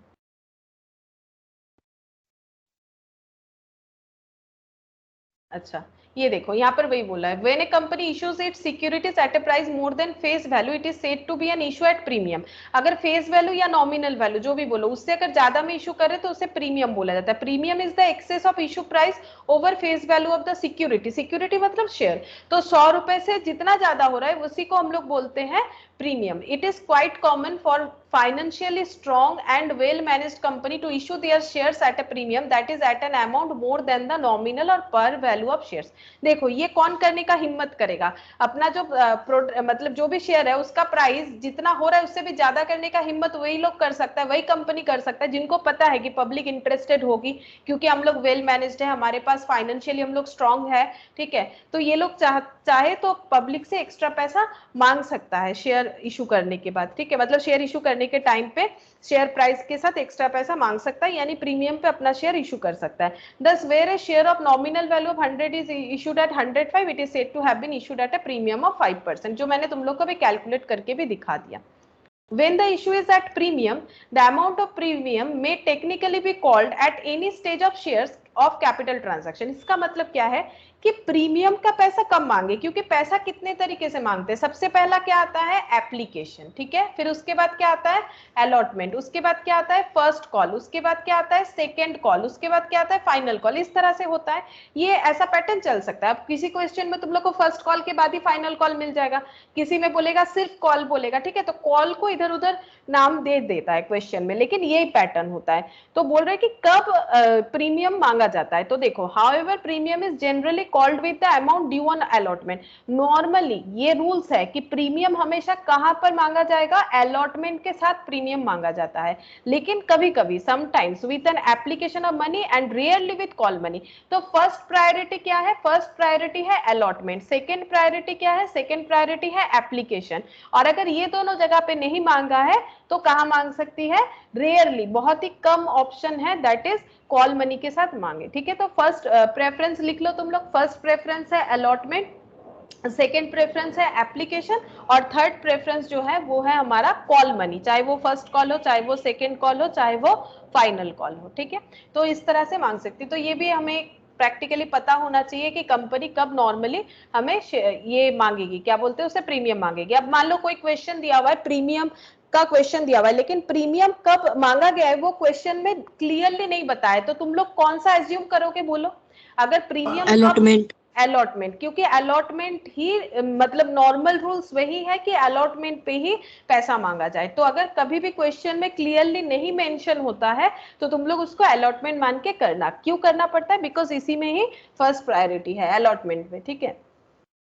बाकी अगर क्वेश्चन बोलेगा कि नहीं एप्लीकेशन में करो तो एप्लीकेशन में करेंगे, ठीक है। अब अकाउंटिंग ट्रीटमेंट किस चीज का बोला है, देखो प्रीमियम का जब पैसा मिलता है उसको हम लोग बोलते हैं सिक्योरिटीज प्रीमियम अकाउंट, ठीक है। प्रीमियम पे जो पैसा मिलता है, मतलब 100 रुपए का शेयर था, हम लोग 105 में इशू कर रहे हैं और पब्लिक खरीद भी रही है, तो हमें पूरा 105 मिल गया। सपोज शेयर का जो पैसा है 105 मिल गया, तो 100 रुपए मेरा कैपिटल में जाएगा और 5 रुपए मेरा प्रीमियम का है। तो जो प्रीमियम का है उसको कहां ट्रांसफर करते हैं, उसके लिए एक अकाउंट बनाते हैं जिसका नाम है सिक्योरिटीज प्रीमियम अकाउंट। ये बनाना पड़ेगा। ये देखो, when shares are issued at a premium the premium amount is credited. Credit क्यों हो रहा है बोलो, ये एक्स्ट्रा पैसा जो मिल रहा है क्या ये गेन नहीं है कंपनी के लिए? कंपनी 100 का चीज बेच रही है, 105 में 105 ले रही है उसके बदले, तो क्या ये कंपनी के लिए गेन नहीं है? ऑल गेन्स आर क्रेडिटेड, इसीलिए सिक्योरिटीज प्रीमियम अकाउंट को क्रेडिट किया जाएगा बिकॉज, और देखो ये क्रेडिट इसीलिए होगा क्योंकि ये गेन है। और इसका अलग क्यों हम लोग अकाउंट बनाते हैं, देखो 105 जो होगा उसमें 100 को अलग दिखाना है, कैपिटल का एंट्री 100 के लिए करना है, 5 के लिए सिक्योरिटीज प्रीमियम का एंट्री करना है। ऐसा क्यों किया जाता है? क्योंकि जो प्रीमियम का पैसा है उसको कैपिटल नहीं माना जाता है। क्यों नहीं माना जाता है? प्रीमियम हम लोग इसीलिए पब्लिक से मांग सक रहे हैं क्योंकि हम लोगों ने पास्ट में बहुत मेहनत किया है, हमारा कंपनी का ग्रोथ वगैरह अच्छा है, तो लोग हमें एक्स्ट्रा पैसा भी देने के लिए राजी है, ठीक है। तो देखो ये हमारा कैपिटल में नहीं जाएगा क्योंकि ये जो हमें मिल रहा है ये हमारे गुडविल के लिए मिल रहा है, ये हमारे अच्छे काम के लिए मिल रहा है, तो हम लोग इसको कैपिटल बोलेंगे, कैपिटल नहीं बोलेंगे, इसको हम लोग बोलेंगे कैपिटल गेन, ठीक है। इसको हम लोग क्या बोलते हैं, ये देखो, rather it represent a gain of capital nature of the company. Gain देखो कैपिटल गेन भी हो सकता है, रेवेन्यू गेन भी हो सकता है।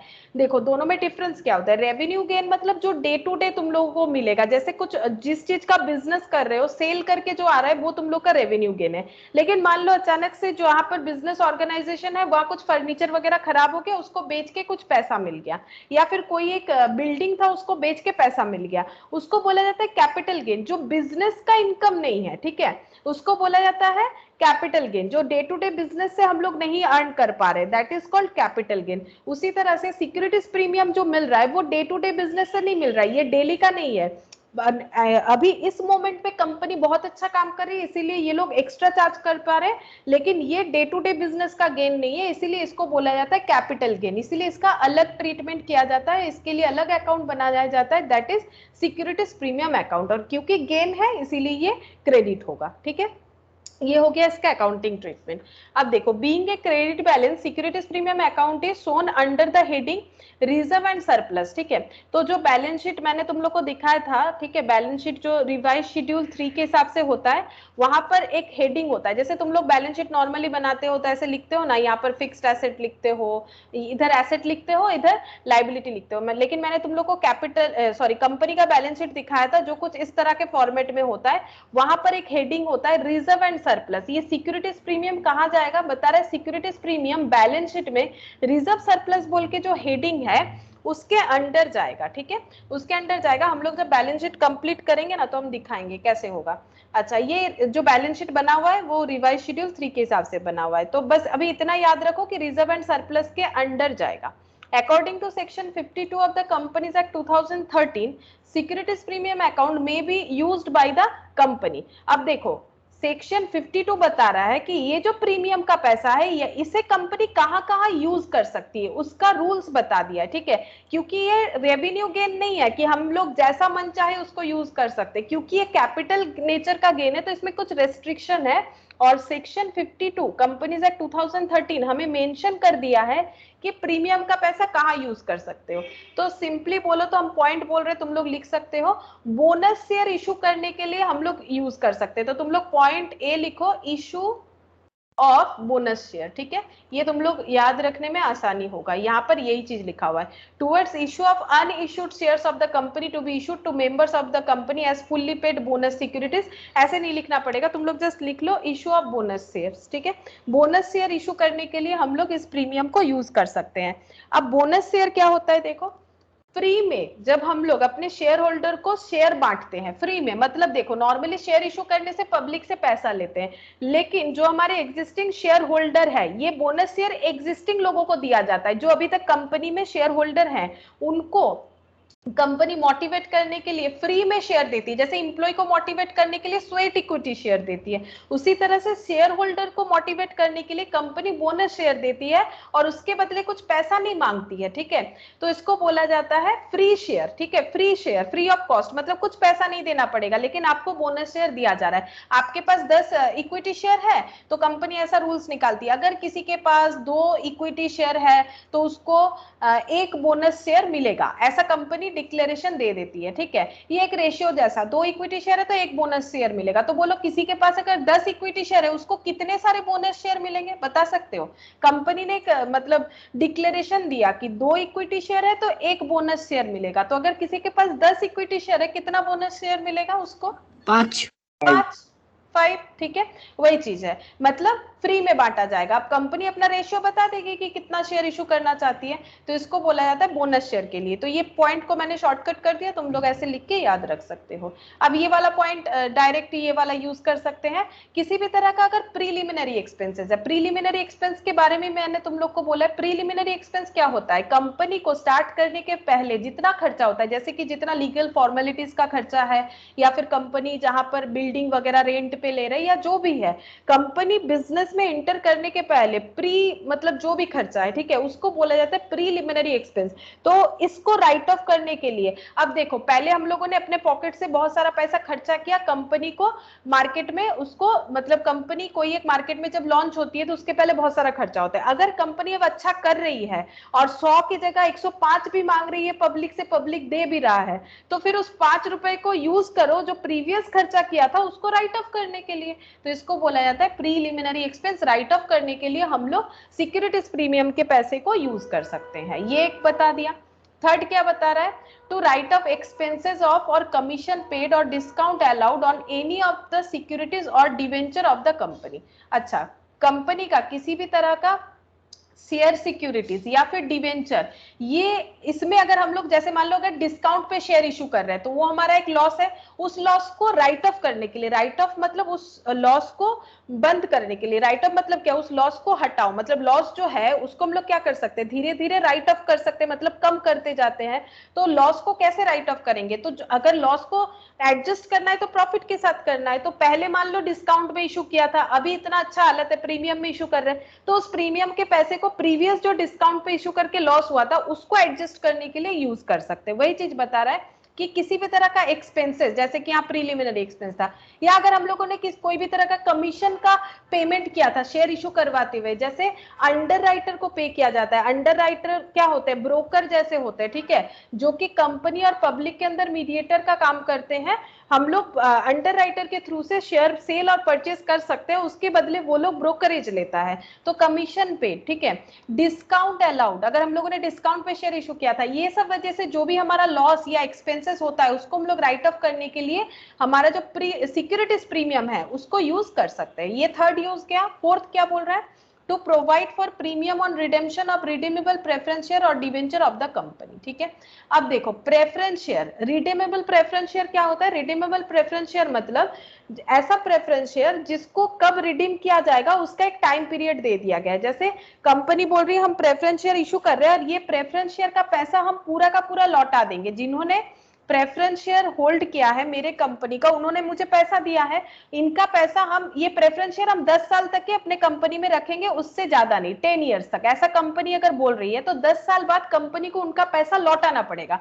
लेकिन 10 साल बाद कोई सिर्फ वही पैसा थोड़ी ना लेगा जो कंपनी में लगाया था, एक्स्ट्रा तो कुछ लेगा ही वो लोग। मतलब जब एग्रीमेंट बना था प्रेफरेंस शेयर 10 साल बाद रिडीम मतलब कैंसिल, ठीक है। जैसे लोन क्या होता है? लोन को रीपे करना पड़ता है एक टाइम पीरियड के बाद। जैसे मैंने बोला भी था तुम लोगों को, debenture one type of loan होता है जो कि कंपनी पब्लिक से मांगती है, तो डिवेंचर हो गया, प्रेफरेंस शेयर हो जाएगा। ये सब जब हम लोग राइट ऑफ करना चाहते हैं तो एक्स्ट्रा पैसा देना पड़ता है। सपोज 1 लाख का लोन लिया तो क्या 1 लाख ही लौटाएंगे? कोई नहीं लेगा, तो कम से कम उस पर कुछ एक्स्ट्रा पैसा तो जोड़ना पड़ेगा। जो एक्स्ट्रा जोड़ रहे हैं उसको प्रीमियम बोलते हैं। तो प्रीमियम अगर हम लोग पे कर रहे हैं प्रेफरेंस शेयर को रीपे करने के टाइम, इसको बोला जाता है लैंग्वेज जो है रिडेम्पशन। रिडेम्पशन मतलब उसको कैंसिल करना, रिडेम्पशन का मतलब होता है कैंसिल। जैसे लोन हम लोग लिए थे, लोन पे कर रहे हैं तो कैंसिल हो जाएगा। यहाँ पर लैंग्वेज यूज होता है प्रेफरेंस और डिवेंचर के लिए redemption, redemption of debenture, redemption of preference share. तो अगर हम लोग रिडीम करना चाहते हैं प्रेफरेंस शेयर को या डिवेंचर को एक्स्ट्रा पैसा दे के, तो वो एक्स्ट्रा पैसा कहाँ से आएगा? वो एक्स्ट्रा पैसा हम लोग सिक्योरिटीज प्रीमियम से यूज कर सकते हैं। तो ये क्या हमारा फोर्थ यूज, ठीक है, सिक्योरिटीज प्रीमियम का। एंड लास्ट क्या बोल रहा है? For the purchase of own shares और अदर सिक्योरिटीज। अगर कंपनी किसी और कंपनी का शेयर खरीदना चाहती है या फिर कंपनी खुद का शेयर ही मार्केट से खरीदना चाहती है, इसके बारे में तुम लोग का उतना डिटेल्स नहीं है, इंटर में रहता है ओन शेयर, मतलब कंपनी खुद ही अपना शेयर मार्केट से खरीद सकती है, इसको बोला जाता है बाईबैक, ठीक है, बाईबैक होता है। तो इसके बारे में फिलहाल तुम लोग इतना ही जानो, बाईबैक होता है। जिन लोग का इस पे चैप्टर है वो लोग तो करेगा। तो ये देखो, जो ओन शेयर्स खरीदना चाहती है या फिर किसी और कंपनी का शेयर खरीदना चाहती है, तब कंपनी ये वाला जो एक्स्ट्रा पैसा है इसको यूज कर सकती है।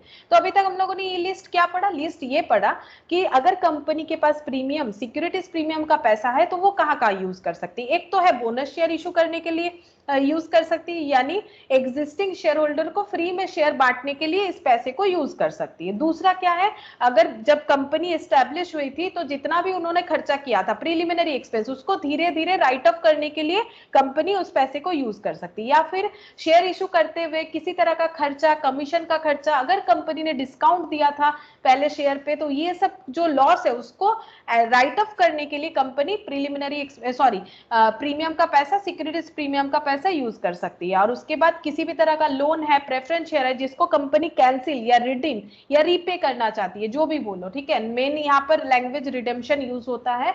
तो कंपनी वो पैसा यूज करेगी, जब एक्स्ट्रा अमाउंट के साथ वो पे करना पड़ेगा तब कंपनी यूज कर सकती है। एंड लास्ट जो है, अपना शेयर मार्केट से खरीदने के लिए या फिर किसी और कंपनी का शेयर खरीदने के लिए कंपनी सिक्योरिटीज प्रीमियम का पैसा यूज कर सकती है, ठीक है।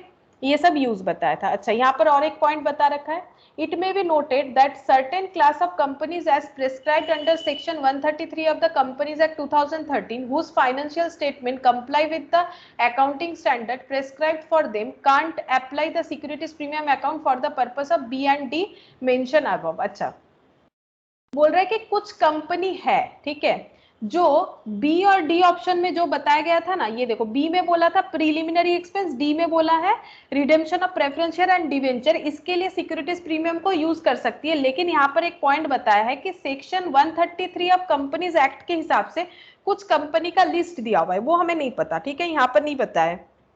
कुछ कंपनियां ऐसी है जो कि उनका नाम वहां पर बता दिया है, कंपनीज एक्ट ने वहां मेंशन कर दिया है कि ये सारी कंपनियां अपना सिक्योरिटीज प्रीमियम को ना तो प्रीलिमिनरी एक्सपेंस राइट ऑफ करने के लिए यूज करेगी, ना तो उसको किसी भी तरह का लोन यानी डिवेंचर या फिर प्रेफरेंस शेयर को प्रीमियम में रिडीम करने के लिए या कैंसिल करने के लिए यूज करेगी। तो पॉइंट बी और डी सेक्शन 133 में जो भी कंपनी लिस्टेड है, जो भी कंपनी मेंशन है, वो नहीं यूज कर सकती है, बस इतना ही बताया है, ठीक है।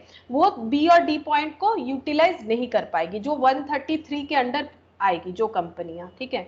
अच्छा, यहाँ पर प्रीमियम का एंट्री दे रखा है, हम लोग क्वेश्चन के साथ ही करेंगे, ठीक है, हम लोग एंट्री और अलग से नहीं पढ़ रहे हैं।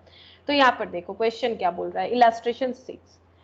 On 1st October 2020, Pioneer Equipment Limited received application for 2,50,000 equity share of 100 each to be issued at a premium of 25। क्या बोल रहा है देखो, पायोनियर क्या है, इक्विपमेंट लिमिटेड, इन्होंने एप्लीकेशन जो है रिसीव किया है। कितना एप्लीकेशन रिसीव किया है? 2,50,000 इक्विटी शेयर्स के ऊपर एप्लीकेशन रिसीव किया है, 100 रुपए करके है, जो कि प्रीमियम में इशू किया गया है। अब देखो कैसे मिलेगा, एप्लीकेशन पे 25, अलॉटमेंट में 75 और balance amount on shares, balance कितना होगा बोलो। यहाँ अगर प्रीमियम इंक्लूडेड है तो विथ प्रीमियम शेयर का प्राइस कितना है, ये तो 100 रुपीज है और प्रीमियम 25 रुपए लिया जाएगा। देखो प्रीमियम ऑफ 25%, तो इस पे 25% लगाएंगे तो कितना होगा, 25 रुपया। तो ओवरऑल विथ प्रीमियम शेयर का प्राइस कितना हो रहा है, 100 + 25 कितना हो रहा है, 125 हो रहा है।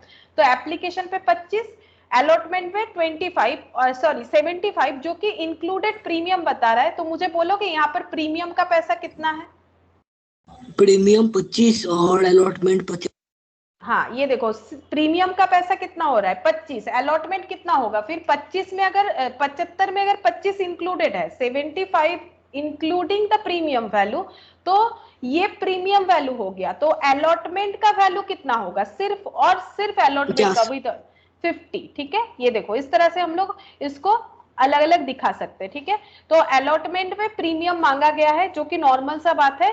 प्रीमियम का अगर 25 है तो अलॉटमेंट का कितना है 50, जो कि कैपिटल में जाएगा। और ये कहाँ जाएगा, क्यों अलग करना है, क्योंकि 50 कैपिटल में दिखाएंगे, जबकि 25 कहां पर दिखाएंगे, सिक्योरिटीज प्रीमियम अकाउंट में। अभी तक तो यही पढ़ रहे थे हम लोग। अच्छा, बैलेंस बोल रहा है जब जरूरत होगा तब मांगा जाएगा, लेकिन बैलेंस मुझे बता सकते हो कितना होगा, 25 एप्लीकेशन, 75 अलॉटमेंट, तो बैलेंस कितना होगा यहाँ पर, प्रीमियम 25 इंक्लूड 25। देखते हैं 25 कैसे होगा, 25 नहीं होगा, ठीक से बोलो, 25 नहीं होगा, सोच के बोलो। मैम 25 मैम 25 और एप्लीकेशन में अलॉटमेंट में 50 तो 75 हो गया, तो ओवरऑल प्राइस कितना आ रहा है, पूरे शेयर का प्राइस इंक्लूडिंग प्रीमियम कितना आ रहा है, पूरे शेयर का प्राइस इंक्लूडिंग प्रीमियम कितना आ रहा है, 125। 125। तो उसमें से अगर एप्लीकेशन का 25 है और अलॉटमेंट का विथ प्रीमियम, ठीक है, अलॉटमेंट का विथ प्रीमियम अगर 75 है, तो बाकी कितना बचेगा, ये तो प्रीमियम के साथ दिया हुआ है, तो मैंने भी तब 25 होगा, है ना, 25 होगा, बैलेंस जो है वो 25 होगा। ये इस तरह से, ये समझना जरूरी है, ठीक है, ये समझना जरूरी है, हम लोग इस तरह से करेंगे। अच्छा, अब देखो आगे क्या बोल रहा है, the shares were allotted by the company on October 20 2020 में शेयर्स को अलॉट किया गया। Allotment money was duly received on 31 October. देखो मैंने बोला था ना, कंपनी पहले ड्यू करती है फिर उनको पैसा मिलता है, तो कंपनी ने 20 अक्टूबर को डिक्लेयर किया अलॉटमेंट का पैसा देने के लिए, और रिसीव कब किया, 31, मतलब इतने दिन टाइम दिया था। Record journal entries in the books of the company to record the transaction in connection with the issue of shares. हमें सिर्फ जर्नल एंट्री पास करना है, ठीक है, ये पूरे सिचुएशन पे, ठीक है। तो पहले हम लोग यहाँ लिख लेते हैं इलस्ट्रेशन 6।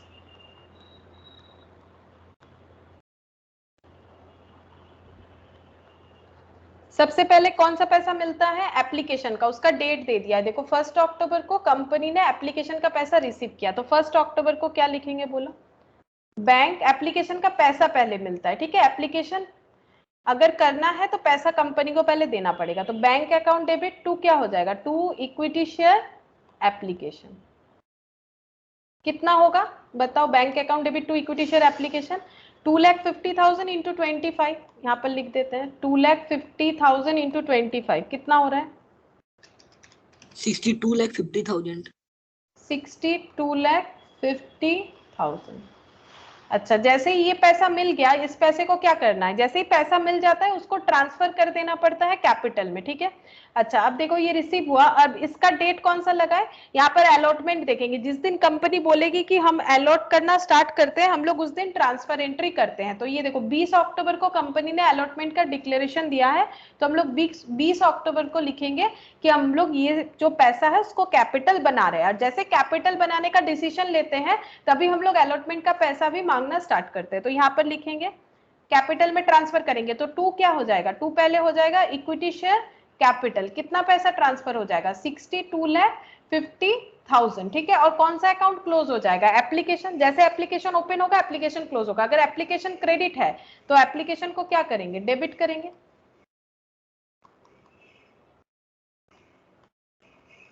62,50,000, ठीक है। अच्छा, अब एप्लीकेशन का पैसा, सॉरी अलॉटमेंट का पैसा क्या हो जाएगा, ड्यू होगा, पहले ड्यू, क्योंकि एप्लीकेशन छोड़ के बाकी सभी पहले ड्यू होगा फिर रिसीव होगा। तो अलॉटमेंट का पैसा जब ड्यू करेंगे तो अब क्या एंट्री होगा बोलो, तब क्या एंट्री होता है, equity share allotment account debit, ठीक है। 2 क्या होता है, 2 होता है इक्विटी शेयर कैपिटल, लेकिन इस बार अलॉटमेंट में सिर्फ कैपिटल का पैसा नहीं है, उसके साथ साथ प्रीमियम का भी पैसा है, ठीक है। तो एक चीज देखो, यहाँ पर प्रीमियम में कितना जा रहा है, इसका हम लोगों ने पार्ट करके देखा भी था, 50 रुपीज अलॉटमेंट में जाएगा, प्रीमियम में 25 जाएगा। कैसे पता चला था, 100 रुपए पे 25% प्रीमियम लगाना है, तो हम लोगों ने यहाँ से बैलेंस कर लिया, 25 रुपए हो गया प्रीमियम का। तो कैपिटल का कितना जाएगा, 50, मतलब ये एंट्री 50 रुपीज से होगा, ठीक है। ये वाला एंट्री कैपिटल का एंट्री 50 रुपीज से होगा, और जो हमारा सिक्योरिटीज प्रीमियम है वो गेन होता है, तो यहाँ पर लिखेंगे टू सिक्योरिटीज प्रीमियम। मतलब जब कंपनी ड्यू करेगी तो वो सोच रही है कि मेरे पास प्रीमियम का 25 रुपया आएगा और कैपिटल का 50 रुपया आएगा, ठीक है। अच्छा, अब टोटल फिर मेरे पास कितना आएगा अलॉटमेंट पे? कंपनी ऐसे सोच रही है कि अलॉटमेंट पे मेरे पास दो तरह का पैसा आएगा, एक तो जिसे हम कैपिटल बना सकते हैं, एक जो मेरा कैपिटल गेन है जिसको हम नाम देंगे सिक्योरिटीज प्रीमियम। तो मेरे पास टोटल कितना पैसा आएगा? 50 + 25 75 आ जाएगा। अब यहाँ पर नंबर ऑफ शेयर्स कितना है? 2,50,000। तो बताओ अमाउंट कितना हो जाएगा?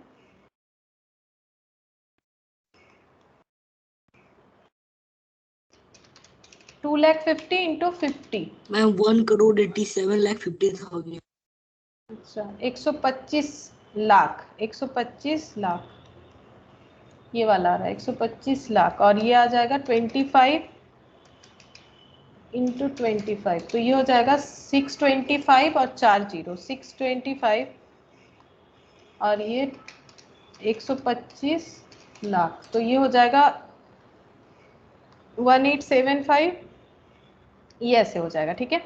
अच्छा, ये हम लोगों ने कौन सा एंट्री कर दिया? Due entry. अब जब पैसा रिसीव होगा, ये तो हम लोगों ने सोचा कि अलॉटमेंट में हमें 2 टाइप ऑफ पैसा मिलेगा, ठीक है। और जब पैसा मिलेगा तब हम लोग क्या एंट्री करेंगे? पैसा कब मिल रहा है? 31 अक्टूबर को रिसीव्ड हुआ है, 31 अक्टूबर को। तो बोलो क्या एंट्री होगा? पैसा मिलने से क्या होता है? Bank account debit to equity share allotment. To equity share allotment. अब बोलो अलॉटमेंट हमें कितना पैसा मिलेगा? अच्छा, एक चीज बताओ, अगर मुझे कोई पैसा देगा, कंपनी को अगर कोई पैसा दे रहा है शेयर होल्डर, क्या वो 2 बार में देगा? ये लीजिए 50 रुपए एक बार, ये लीजिए 25 रुपए, या फिर वो इकट्ठा ही 75? एक ही बार में दे देगा। एक ही बार में देगा ना। अगर हम लोग मान लो किसी भी शॉप में जाके 2-3 तरह का चीज खरीदते हैं, तो क्या एक बार ये एक बार वो, ऐसे थोड़ी ना पेमेंट होता है। वो पूरा बिल बना देता है, टोटल इतना है, चाहे कोई भी टाइप ऑफ चीज लो, हम वही पूरा पेमेंट करते हैं। तो जब पैसा रिसीव होगा, वो चाहे सिक्योरिटीज प्रीमियम का हो चाहे कैपिटल का हो, पैसा तो पैसा होता है। तो 75 रुपया तो मिलेगा कंपनी को, कितने शेयर्स पे? वो तो यहाँ पर दिया हुआ है 2,50,000, ठीक है। 2,50,000 इंटू 75, तो ये हो जाएगा 1875, इतना मिल जाएगा, ठीक है। अच्छा, अब अलॉटमेंट जितने से डेबिट हुआ था, अलॉटमेंट को उतने से ही क्रेडिट करना पड़ेगा। तो अलॉटमेंट को उतने से क्रेडिट कर देंगे, 1875 और 4 जीरो, ठीक है, ये होगा। तो एक चीज ध्यान रखो, ड्यू एंट्री में हम लोग प्रीमियम को दिखाते हैं, लेकिन जब रिसीव होगा तो इस तरह से दिखाएंगे, ठीक है।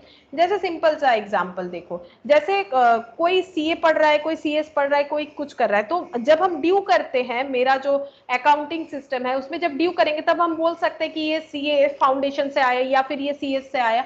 लेकिन जब रिसीव होगा तब कोई मुझे थोड़ी ना ऐसे बोल के देगा, वो तो अपना पेमेंट करेगा। उसी तरह से पब्लिक जो है वो तो अपना पेमेंट कर रही है, ठीक है। कंपनी 75 मांग रहा है, 75, ठीक है, वो बस रीड करके देख लेती है कि सिक्योरिटीज का इतना मांग रहा है और ये मांग रहा है, लेकिन पेमेंट के टाइम पे अलग अलग कुछ पेमेंट नहीं होता है। लेकिन हाँ, कोई कंपनी अपना खाता अलग मेंटेन करेगी, क्योंकि इसको अलग माना गया है अकाउंटिंग सिस्टम में। ये एक अलग तरीके का पैसा है, एक कैपिटल गेन है, एक कैपिटल है, इसीलिए इसके लिए 2 अकाउंट मेंटेन करना पड़ेगा। लेकिन जब पैसा रिसीव होगा तो उसे हम लोग ऐड करके ही दिखाएंगे। तो इतना पैसा रिसीव हो गया, ठीक है।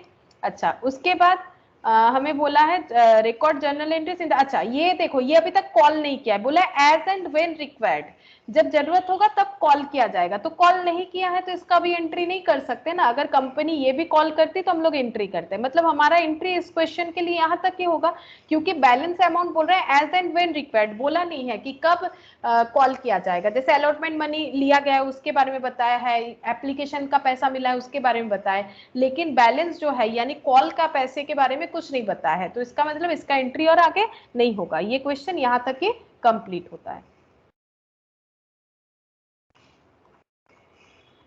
अच्छा, अब देखो हम लोग करेंगे ओवर सब्सक्रिप्शन एंड प्रोराटा। देखो ये क्या होता है, ओवर सब्सक्रिप्शन एंड प्रोराटा। इसमें क्या होता है, देखो हम लोग लास्ट क्लास में क्वेश्चन करे थे, अगर ओवर सब्सक्रिप्शन हो जाता है तो कंपनी क्या करती है, पैसे को रिफंड कर देती है। जितना एक्स्ट्रा पैसा मिला वो कंपनी पैसे को रिफंड कर देती है। मान लो कंपनी ने 100 शेयर का अलॉटमेंट दिया, लेकिन एप्लीकेशन 120 शेयर का आया था, तो 20 शेयर पे जितना भी पैसा आया था वो कंपनी रिफंड कर देती है। ये एक पॉइंट होता है।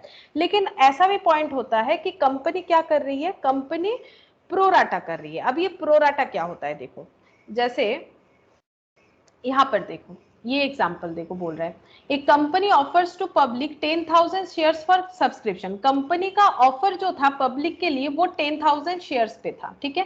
कंपनी रिसीव्ड एप्लीकेशन फॉर 12,000, लेकिन एप्लीकेशन फॉर्म जो भरा गया 12,000 शेयर्स के लिए एप्लीकेशन फॉर्म भर गया, ठीक है। तो कंपनी के पास कितना एक्स्ट्रा एप्लीकेशन शेयर्स आ गया, बोलो कितना एक्स्ट्रा एप्लीकेशन शेयर्स आ गया, एप्लीकेशन कितना एक्स्ट्रा जमा हो गया, 2,000, ठीक है।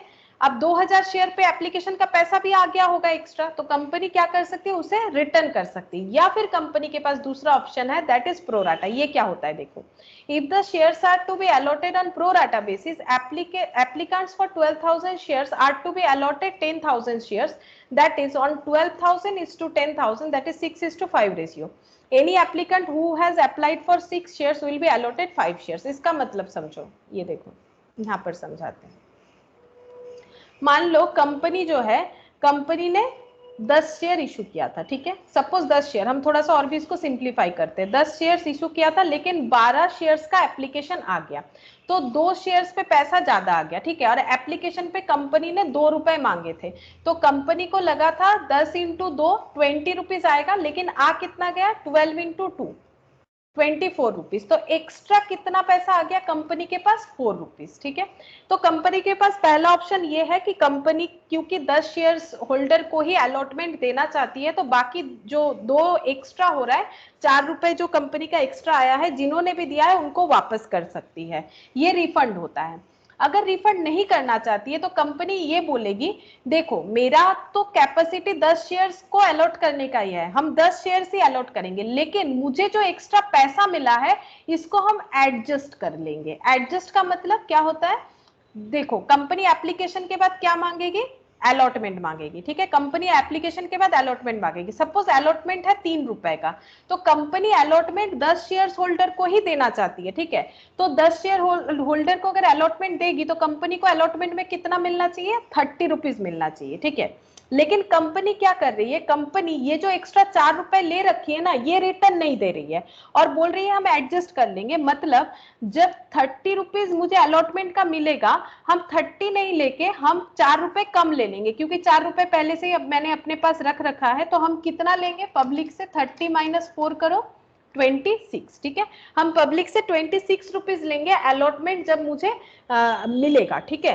तो हम क्या करेंगे, जिन्होंने भी मुझे एक्स्ट्रा पेमेंट किया है उनका पैसा को हम क्या करेंगे, एडजस्ट कर देंगे। जो भी मुझे एक्स्ट्रा पेमेंट मिला है वो पूरा पैसे को हम एडजस्ट कर देंगे। इसको बोला जाता है प्रोराटा। मतलब अगर 12 शेयर्स के लिए अप्लाई किया गया है तो उनको होल्डिंग लेकिन 10 शेयर्स का ही मिल रहा है। इसका मतलब ये नहीं है कि 12 शेयर्स का अलॉटमेंट हो रहा है, बिल्कुल नहीं। 12 शेयर्स का अलॉटमेंट नहीं हो रहा है, हो तो रहा है 10 शेयर्स का ही अलॉटमेंट, लेकिन एक्चुअली क्या हो रहा है, कंपनी बोल रही है हम पैसा रिफंड नहीं कर रहे, ठीक है। हम 10 शेयर्स का ही अलॉटमेंट देंगे, लेकिन जो एक्स्ट्रा पैसा मुझे मिल रहा है वो अलॉटमेंट के टाइम पे हम एडजस्ट कर लेंगे। इसको बोला जाता है प्रोराटा, ठीक है। अब देखो यहाँ पर क्या बोल रहे हैं,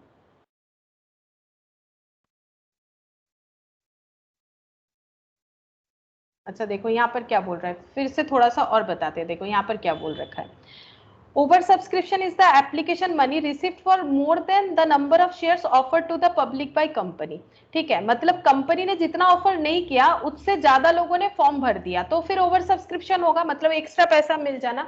it usually occurs in the case of good issues. अगर बहुत मतलब इशू जो कंपनी मार्केट में आई है वो अगर बहुत डिमांडिंग है, तो बहुत सारे लोगों ने एप्लीकेशन भर दिया होगा, तभी ओवर सब्सक्रिप्शन होता है। And depends on many other factor like investor confidence in the company, general economic condition, pricing of the issue etcetera. अगर कंपनी बहुत ही प्रेफरेबल होती है मार्केट में तो ऐसा सिचुएशन होता है।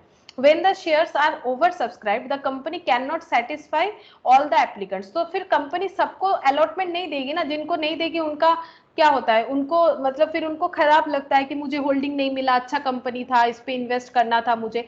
तो कंपनी के लिए सबको सेटिस्फाई कर पाना तो पॉसिबल नहीं है, क्योंकि अलॉटमेंट का तो एक अपना ही मतलब कैपेसिटी होगा ना, उससे ज्यादा तो नहीं कर सकते। It means that a decision is to be made on how the shares are going to be allotted. फिर कंपनी को डिसीजन लेना पड़ता है, हम सबको तो अलॉटमेंट नहीं दे पाएंगे तो कैसे अलॉट करें. तो shares can be allotted to the applicants by a company in any manner it thinks proper. अब ये कंपनी का डिसीजन है, वो किनको अलॉटमेंट देगी किनको नहीं देगी, वो पूरा कंपनी के पास डिसीजन है, इससे पब्लिक कुछ नहीं कर सकता है. जिनको अलॉटमेंट मिला ठीक है, जिनको नहीं मिला कुछ नहीं कर सकते, ठीक है, पैसा रिटर्न हो जाता है. The company may reject some applicants in full. Company क्या कर सकती है, पूरा एप्लीकेशन को रिजेक्ट कर सकती है. और क्या करेगी, and that is no shares are allotted to some applicants. Company ऐसा करेगी कि कुछ शेयर होल्डर्स को क्या कर रही है, अलॉटमेंट दे ही नहीं दे रही है, दे ही नहीं रही है, ठीक है. मान लो जितना भी शेयर उन्होंने अप्लाई किया था, पूरा का पूरा शेयर का ही पैसा उनको रिटर्न कर दिया एप्लीकेशन का, और कुछ भी अलॉटमेंट नहीं दिया. ऐसा हो सकता है कि किसी को कुछ भी अलॉटमेंट नहीं मिला और एप्लीकेशन का पैसा उनके अकाउंट में ट्रांसफर कर दिया गया, ठीक है. ये एक ऑप्शन हो सकता है, दैट इज रिफंड वाला case. Usually multiple applicants by the same persons applications by the same persons are not considered. Normally किनका एप्लीकेशन कैंसिल हो जाता है, अगर कोई मल्टीपल एप्लीकेशंस करता है, एक ही इंसान, ठीक है, बार बार एप्लीकेशंस कर रहा है, तो फिर उसका एप्लीकेशन कैंसिल कर दिया जाता है. Allotment may be given to the rest of the applicants in full. बाकी लोगों को जिनका रिजेक्शन हो गया, जो जिनका रिजेक्शन नहीं हुआ उनको अलॉटमेंट दे दिया जाएगा. For the number of shares they have applied for. जितने शेयर्स के लिए उन्होंने अप्लाइड किया है उतने के लिए उनको अलॉटमेंट दे दिया जाएगा. ये थर्ड ऑल्टरनेटिव, थर्ड पॉइंट क्या है, that a company may allot share to the applicants on pro rata basis. pro rata basis पे कर सकती है. pro rata allotment means allotment in proportion of shares applied for. Allotment ये कैसे दिया जाएगा, जितना शेयर्स अप्लाई होगा उसके प्रोपोर्शनेट में. एक क्वेश्चन करेंगे तो क्लियर हो जाएगा. जैसे यहाँ पर देखो जो समझाया था कि 10,000 पब्लिक ने 10,000 शेयर इशू किए थे, लेकिन 12,000 एप्लीकेशंस आया और कंपनी कुछ क्या कर रही है, मतलब रिजेक्ट नहीं कर रही है, कंपनी इसको प्रो राटा अलॉटमेंट दे रही है. मतलब कंपनी बोल रही है 12,000 शेयर के लिए अप्लाई करने से भी हम 10,000 शेयर का ही अलॉटमेंट देंगे, और जो एक्स्ट्रा 2,000 शेयर पे मुझे पैसा आ रखा है उसको हम नेक्स्ट कॉल में एडजस्ट करते जाएंगे, लाइक अलॉटमेंट में, और उसके बाद भी अगर पैसा बचेगा तो फर्स्ट कॉल में, फाइनल कॉल में, ठीक है. तो ये रेशियो कुछ ऐसा बन रहा है. ये देखो यहाँ पर बोल रहे हैं the company receives applications for 12,000 shares if the shares are to be allotted on pro rata basis. Applicants for 12,000 shares are to be allotted 10,000 shares. ये देखो 12,000 एप्लीकेशंस आया है, जिसका पैसा कंपनी रिफंड नहीं कर रही है, 2,000 का जो एक्स्ट्रा आ रहा है, लेकिन उनको 10,000 शेयर से अलॉटमेंट मिलेगा. ऐसा नहीं है कि नंबर ऑफ अलॉटमेंट बढ़ रहा है, 10,000 लोगों को ही अलॉटमेंट दिया जा रहा है, लेकिन उनका जो पैसा है उसको एडजस्ट कर दिया जाएगा. ये हम लोग प्रैक्टिकली अभी देखते हैं कैसे हो रहा है. फिर देखो under pro rata allotment the excess application money. ये देखो पैटर्न बता रहा है कैसे होता है. Excess application money received is adjust against the amount due on allotment और कॉल्स, जो मैंने तुम लोग को वहां पर एक छोटे से एग्जांपल से दिखाया. कॉल और अलॉटमेंट में एडजस्ट किया जाता है. Surplus money after making adjustment against future call is return to the applicants. अगर उसके बाद भी पैसा बच जाता है, अलॉटमेंट में एडजस्ट कर लिया, कॉल में भी एडजस्ट कर लिया, उसके बाद भी सरप्लस अगर रह जाता है, फ्यूचर जब कॉल किया जाएगा, future calls is return to the applicants, ठीक है. फिर से एप्लीकेंट्स को जब फ्यूचर में कॉल किया जाएगा तब उसके साथ एडजस्ट कर लिया जाएगा. The applicants are informed about the allotment procedure through an advertisement in leading newspaper. अगर कंपनी प्रोराटा करना चाहती है तो कंपनी को वो चीज, मतलब एक लीडिंग न्यूज़पेपर में एडवर्टाइज के थ्रू बताना पड़ेगा कि हम प्रोराटा कर रहे हैं, क्योंकि पैसा रिटर्न नहीं करेगी ना, तो बोलना पड़ेगा कि हम प्रोराटा कर रहे हैं. Where there is a pro rata allotment, the total application money paid by the applicant is more than the exact amount due on application. तो इसका मतलब क्या हो जाता है, एप्लीकेशन में जितना देना था उससे ज्यादा रिसीव हो जाता है कंपनी को. The excess amount is treated as an advance against allotment or any other future call, जिसको एडजस्ट किया जाएगा किसी एक कॉल के साथ या फिर किसी अलॉटमेंट के साथ. तो इसके लिए पब्लिक की तरफ से सोचो, पब्लिक के लिए वो कंपनी को एडवांस हो गया. कंपनी अगर रिटर्न नहीं कर रही है तो पब्लिक की तरफ से वो कंपनी को एडवांस हो गया. The net amount due on allotment और any other call is the difference between the amount due on allotment और any other calls and excess amount received in application. तो जो नेट अमाउंट ड्यू होगा allotment पे, जैसे मैंने यहाँ पर दिखाया, ये देखो नेट अमाउंट कितना हो रहा है 26 rupees, net amount due on allotment और एनी अदर कॉल, अगर किसी और कॉल के साथ एडजस्ट हो रहा है, is the difference between the amount due on allotment और any other calls and the excess amount received in application. यही बोल रहा है नेट अमाउंट, मतलब ये एक्सेस अमाउंट एप्लीकेशन में मिला था, तभी अभी अलॉटमेंट में 30 की जगह 26 मिलेगा। ठीक है, अब हम लोग एक प्रैक्टिकल क्वेश्चन देखते हैं और अभी समझ में आ जाएगा और भी अच्छे तरीके से। देखो प्रोराटा क्या होता है। JHP Limited is a company with an authorized share capital of 10 lakh. JHP Limited के पास authorized share capital है 10 lakh in equity share of 10 each, of which 6 lakh shares had been issued and fully paid on 30th June. 6 lakh shares उन्होंने issue किया है और इसका पूरा का पूरा पेमेंट मिल गया है 30th जून को। तो और कितना शेयर इशू कर सकता है कंपनी? 10 लाख में से 10 लाख रुपए है, तो कंपनी का शेयर कितना है? नंबर ऑफ शेयर्स 10 लाख के आगे रुपीस लगा हुआ है, तो 10 लाख शेयर कैपिटल है, एक शेयर का वैल्यू 10 रुपया करके है, तो कितना सारा शेयर्स है कंपनी के पास इशू करने के लिए? 1 लाख का ऑथोरिटी है, उसमें से 1 लाख हो गया, 1 लाख हो रहा है कि 10 लाख? यहाँ पर कितना दिया है? 10 lakh. is a company with an authorized capital of 10 lakh in equity share of 10 each. 10 lakh divided by 10 करने से तो 1 लाख ही होगा, of which 6 lakh shares had been, तो ये थोड़ा सा ना डेटा गलत है, यहाँ पर और एक जीरो लगना चाहिए। ठीक है, तभी 10 लाख होगा, 10 लाख में से 6 लाख इशू कर दिया है, नहीं तो कैसे होगा? ठीक है, ये 10 लाख 10 लाख दिया है ना, ये और एक जीरो यहाँ पर लगना चाहिए। अच्छा, यहाँ पर अगर एक जीरो कैंसिल कर देते तो कितना बचेगा? हाँ, ये गलत है, थोड़ा सा अमाउंट गलत है। ठीक है, अच्छा ये देखो, तो यहाँ पर बोल रहा है कि 6 लाख शेयर्स ऑलरेडी इन्होंने इशू कर दिया है और उसका पैसा मिल चुका है। कब मिला है? 30th जून को। The company propose to make a further issue of 1 lakh, company फिर से 1 लाख का इशू करना चाहती है। ठीक है, तो यहाँ पर एक जीरो लगेगा, थोड़ा सा गलत है। ठीक है, तो यहाँ पर 10 लाख नंबर ऑफ शेयर्स हो जाएंगे। ठीक है, 10 लाख में से 6 लाख इशू हो गया है कंपनी के पास और 4 लाख का ऑथोरिटी है, जिसमें से कंपनी ने 1 लाख शेयर इशू किया है 10 रुपए वाला, और इसका प्राइस रखा है अभी 14, मतलब प्रीमियम में इशू किया है। ठीक है, the arrangement for payment being, payment का सिस्टम कैसे रखा है? देखो, पेमेंट का सिस्टम ऐसे रखा है, 2 पर shares payable on application to be received by 1 July. 1 जुलाई के अंदर एप्लीकेशन का पैसा दे देना है, जो कि 2 रुपए रखा गया है। ठीक है, उसके बाद allotment to be made on 10th July. 10th जुलाई को कंपनी अलॉटमेंट कर देगी और फर्दर 5 रुपए मांगेगी, इंक्लूडिंग द प्रीमियम। बोलो प्रीमियम कितना है? 5 रुपए में प्रीमियम इंक्लूडेड है। प्रीमियम कितना बताया था? 10 रुपए का शेयर 14 रुपए में बिक रहा है, तो प्रीमियम कितना है? 4 रुपया। 4 रुपया। तो फिर अलॉटमेंट का पैसा कितना होगा? सिर्फ अलॉटमेंट का पैसा कितना? 1 रुपया। ठीक है, ये कैपिटल में जाएगा, ये सिक्योरिटीज प्रीमियम में जाएगा। ठीक है, ये बताया है, तो इस तरह से पेबल होगा। अच्छा, अब आगे देखते हैं क्या बोल रहे हैं। The final call for the balance to be made and the money received by 30th April 2021. Final call for the balance to be made. Balance जितना होगा वो final call के लिए रखा जाएगा और इसका पैसा 30th अप्रैल को मिलेगा। तो बोलो फाइनल कॉल में कितना मिलना चाहिए? 2 रुपए एप्लीकेशन में, 5 रुपए अलॉटमेंट में विथ प्रीमियम। तो विथ प्रीमियम शेयर प्राइस अगर 14 है तो फाइनल कॉल में कितना जाएगा? फाइनल कॉल में कितना जाएगा? विथ प्रीमियम अगर शेयर प्राइस 14 है तो फाइनल कॉल में कितना जाएगा? एप्लीकेशन में 2 रुपया, अलॉटमेंट में 5 रुपया, विथ प्रीमियम 7।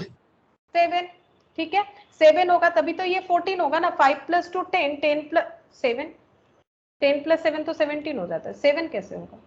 गलत मैम, 5 + 2 7 और 7 + 7 14। हाँ, सॉरी, हाँ, मैंने 5 + 2 10 बोल दिया। 5 + 2 7, 7 + 7 कितना होगा? 14। तो इसका मतलब बैलेंस जो है वो 7 रुपीज का होगा।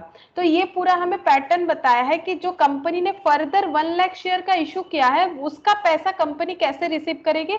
एप्लीकेशन करेगी 2 रुपए का, अलॉटमेंट में प्रीमियम के साथ पैसा रिसीव करेगी, बचा हुआ पैसा जो कि 7 रुपए आया वो फाइनल कॉल पे रिसीव करेगी 30 अप्रैल को। Applications were received for 3,55,000। अब देखो यहाँ पर, जबकि एप्लीकेशन कितना मिलना चाहिए था? 1 लाख। 1 लाख की जगह कितना मिल गया? 3,55,000। ये देखो, मतलब ओवर सब्सक्रिप्शन। अब देखो एप्लीकेशंस का क्या बाइफर्केशन दिया हुआ है। Applications were received for 3,55,000 shares. पहला, applicants for 5,000 shares received full allotment. ठीक है, तो पहले जो 5000 शेयर्स के लिए एप्लीकेंट्स ने अप्लाई किया था उनको पूरी अलॉटमेंट दिया गया, ठीक है। मतलब उन्होंने जितने सारे शेयर के लिए अप्लाई किए उतने सारे शेयर पे उनको अलॉटमेंट दे दिया गया। उसके बाद applicants for 30,000 shares received an allotment of 1 share for every 2 applied for. यहां से प्रोराटा स्टार्ट हुआ। कैसे? देखो यहां पर बोल रहा है कि 30,000, इसके बाद जो 30,000 एप्लीकेंट्स ने अप्लाई किया था उनको कैसे अलॉटमेंट दिया गया? उनको बोला गया कि allotment of 1 share for every 2 applied for. अगर 2 शेयर के लिए अप्लाइड कर रहे हो तो 1 शेयर का अलॉटमेंट मिलेगा, यानी बाकी पैसा क्या होगा? कंपनी अपने पास रख लेगी, बाद में एडजस्ट कर देगी। अगर 2 शेयर्स के लिए अप्लाई कर रहे हो तो 1 शेयर का अलॉटमेंट मिलेगा। तो अगर कोई 30,000 शेयर के लिए अप्लाई हुआ है इस लॉट पे, ये लॉट की तरह हो रहा है, पहले 5,000 फिर 30,000, तो 30,000 पे कितना अलॉटमेंट जाएगा? 30,000 शेयर्स का जो एप्लीकेशंस भरा गया है उस पे कितना अलॉटमेंट जाएगा? अगर 2 के लिए 1 अलॉटमेंट होता है, 2 शेयर्स के लिए अप्लाई करने पे 15,000। 15,000, तो इसका मतलब 30,000 के अगेंस्ट में 15,000 का अलॉटमेंट होगा। नो मनी वॉज रिटर्न, ठीक है, एक्स्ट्रा पैसा रिटर्न नहीं किया जाएगा। मतलब एक्स्ट्रा पैसा तो हो ही रहा है ना, 2 शेयर का पैसा ले रहे हैं लेकिन अलॉटमेंट 1 ही शेयर का देंगे, ठीक है। मतलब 2 शेयर यानी 2 into 14 ऐसे होगा, लेकिन ये 14 तो एट ए टाइम रिसीव नहीं हो रहा है, ये पार्ट रिसीव हो रहा है। तो सबसे पहले एप्लीकेशन का पैसा मिलेगा, तो 2 शेयर पे एप्लीकेशन का पैसा कितना मिल रहा है? 2 रुपए करके था, 4 रुपए, लेकिन अलॉटमेंट हम 1 शेयर का ही देंगे। मतलब 1 शेयर पे 2 रुपए एक्स्ट्रा रख रहे हैं, लेकिन वो रिटर्न नहीं करेंगे, उसको एडजस्ट करेंगे, ठीक है। तो ये हो रहा है। और उसके बाद यहाँ पर क्या बताया है, देखो, द सरप्लस ऑन एप्लीकेशन जो हो रहा है being used to reduce the amount due on allotment, जो एक्स्ट्रा पैसा रह जाएगा वो अलॉटमेंट के टाइम पे एडजस्ट कर दिया जाएगा। अलॉटमेंट का जब पैसा देना पड़ेगा तो हम लोग वो अमाउंट को रिड्यूस करके बताएंगे जितना पहले से ले रखा है। उसके बाद ये लॉट का देखो, applicants for 3,20,000 shares received an allotment of 1 shares for every 4 applied. यहां पर क्या बोला कंपनी ने? अगर किसी ने 4 शेयर के लिए अप्लाइड किया है तो उसको 1 शेयर का अलॉटमेंट मिलेगा। मतलब शेयर 1 ही अलॉटमेंट मिलेगा, लेकिन तभी मिलेगा अगर तुमने 4 शेयर के लिए अप्लाई किया है। मतलब मुझे 4 शेयर का पैसा दिया है, तुम्हें एक शेयर अलॉट कर देंगे। लेकिन डरो मत, तुमने जो 4 शेयर का मुझे पैसा ज्यादा दिया है ना, जब तुमसे हम लोग नेक्स्ट कॉल करेंगे, जैसे कि allotment, final call, first call, तो वो पैसा हम तुमसे एडजस्ट कर लेंगे। लेकिन 4 शेयर अगर अप्लाई किए हो तो अलॉटमेंट लेकिन 1 ही मिल रहा है, क्योंकि कंपनी को अपना अलॉटमेंट तो बैलेंस करना है, वो तो 1 लाख से ज्यादा अलॉटमेंट कर नहीं सकती है। तो 4 शेयर की जगह 1 अलॉटमेंट होगा, तो बोलो 3,20,000 शेयर्स की जगह कितना अलॉटमेंट होगा? बोलो, 4 शेयर पे अगर 1 अलॉटमेंट मिलेगा तो 1 शेयर पे 1/4 इंटू 3,20,000, बोलो कितना अलॉटमेंट हुआ? 80,000। 80,000 अलॉटमेंट हुआ। तो यहाँ पर 80,000 का अलॉटमेंट हुआ, यहाँ पर कितना हुआ था? 15,000 का अलॉटमेंट हुआ, यहाँ पर 5,000। टोटल करो कितना अलॉटमेंट हुआ, टोटल करो, बताओ कितना अलॉटमेंट हुआ? 80, 15 और 5, हाँ बोलो। 1 लाख। 1 1 लाख। लाख। 1 लाख। तो क्या हमें अलॉटमेंट 1 लाख का ही करना था? बताओ, एकदम स्टार्टिंग में क्या बताया था? क्या हमें 1 यस लाख मैम, का ही 1 लाख अलॉटमेंट? का। तो कंपनी अपना हिसाब कर ली है, बस ये जो ये रेशियो बता रही है ना कि 4 के जगह 1, ये कंपनी ये बता रही है कि हम तुमसे 4 शेयर का पैसा रख लेंगे और उसको धीरे धीरे एडजस्ट करेंगे। उसके पहले वाले लोगों को बोली हम 2 शेयर का पैसा रख लेंगे और उसके बाद जो एक्स्ट्रा रख रहे हैं उसको धीरे धीरे एडजस्ट कर देंगे। The money due on final call was received on the due date. Final call का जो पैसा है वो ड्यू डेट को मिल जाएगा। हमें क्या करना है? You are required to record transaction, bracket में दिया है देखो, इंक्लूडिंग कैश आइटम्स, मतलब कोई कैश बुक नहीं प्रिपेयर करना है, कैश का एंट्री भी जर्नल में ही करना है, जर्नल प्रॉपर में, in the journal of JHP limited, ठीक है। तो हम लोग पहले क्या करेंगे, एक वर्किंग नोट बनाएंगे, ठीक है। उसके बाद इस क्वेश्चन को आगे करेंगे। पहले हम लोग एक वर्किंग नोट बनाएंगे, नहीं तो हम लोग आंसर्स नहीं कर पाएंगे। तो इलास्ट्रेशन 7 का वर्किंग नोट देखो, फिर से हम लोग प्रोराटा को अच्छे तरीके से समझेंगे। देखो यहाँ पर कितने कैटेगरी में शेयर को डिवाइड किया गया है? एप्लीकेंट्स जिन्होंने अप्लाई किया है, किसी का शेयर का पैसा रिफंड नहीं किया गया है, सबका शेयर का पैसा देखो एडजस्ट कर दिया है बाद में। ये देखो सबका पैसा रख लिया गया है, ये सबको ऐड करो, ऐड करने से इतना ही आएगा 35,000 और 3,20,000 में 35 ऐड करो, 3,55,000 ही होगा। सबका पैसा रख लिया गया है, किसी का पैसा रिटर्न नहीं हुआ है, सबको एडजस्ट कर दिया जाएगा। तो यहाँ पर लिखते हैं कैटेगरी, ठीक है। कितने तरह का कैटेगरी में इन्होंने डिवाइड किया है? First category, second category, third category. First category जो है उसमें बोला है कि 5000 शेयर जो है उनको सबको अलॉटमेंट दिया जाएगा, ठीक है। तो यहाँ पर लिखते हैं फर्स्ट कैटेगरी में कितने लोगों ने अप्लाई किया, नंबर ऑफ शेयर्स अप्लाइड।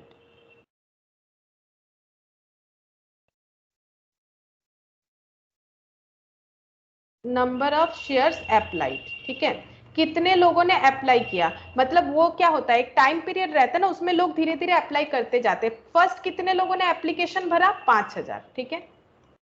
उसके बाद कितने लोगों ने एप्लीकेशन भरा, 30,000। उसके बाद कितने लोगों ने एप्लीकेशन भरा, 3,20,000। अब नंबर ऑफ शेयर्स अलॉटेड, बोलो फर्स्ट कैटेगरी वाले में कितने लोगों को, कितने शेयर वालों को अलॉट किया गया, बोलो कितने शेयर का अलॉटमेंट दिया गया, फुल बोला है, पूरा 5000 का अलॉटमेंट दिया गया। 30,000 वाला जो कैटेगरी था वहां पर बोला गया कि अगर आप 2 शेयर के लिए अप्लाई कर रहे हो तो मान, हाँ, अगर आप 2 शेयर के लिए अप्लाई किए हो तो मान के चलो कि आपका एक ही शेयर हो रहा है, ठीक है। क्योंकि हम लोग क्या कर रहे हैं ना, हम लोग पैसा रिफंड नहीं कर रहे, पैसे को एडजस्ट करेंगे। आपने अगर 2 शेयर के लिए अप्लाई किया है तो आप ये मान के चलो आपको 1 शेयर मिलेगा, ठीक है, आगे जाके। तो 30,000 ऐसे लोग थे जो कि कैटेगरी 2 में बिलोंग कर रहे थे, तो इसका आधा हो जाएगा, है ना, आधा, तो ये 15,000। और ये लास्ट वाला क्या था, देखो लास्ट वाला था अगर 4 शेयर के लिए अप्लाई कर दिए हो तो मान के चलो तुम्हें 1 शेयर मिल ही जाएगा। तो अगर 3,20,000 ऐसे कैटेगरी में आ रहे हैं तो कितना अलॉटमेंट मिल रहा है, 80,000, है ना। 4 शेयर के लिए अप्लाई किए हो तो 1 अलॉटमेंट मिल जाएगा, तो 1 के लिए होगा तो 1/4, तो 3,20,000 के लिए होगा तो जस्ट ये मेथड क्या बोलते हैं उसे, यूनिटरी मेथड।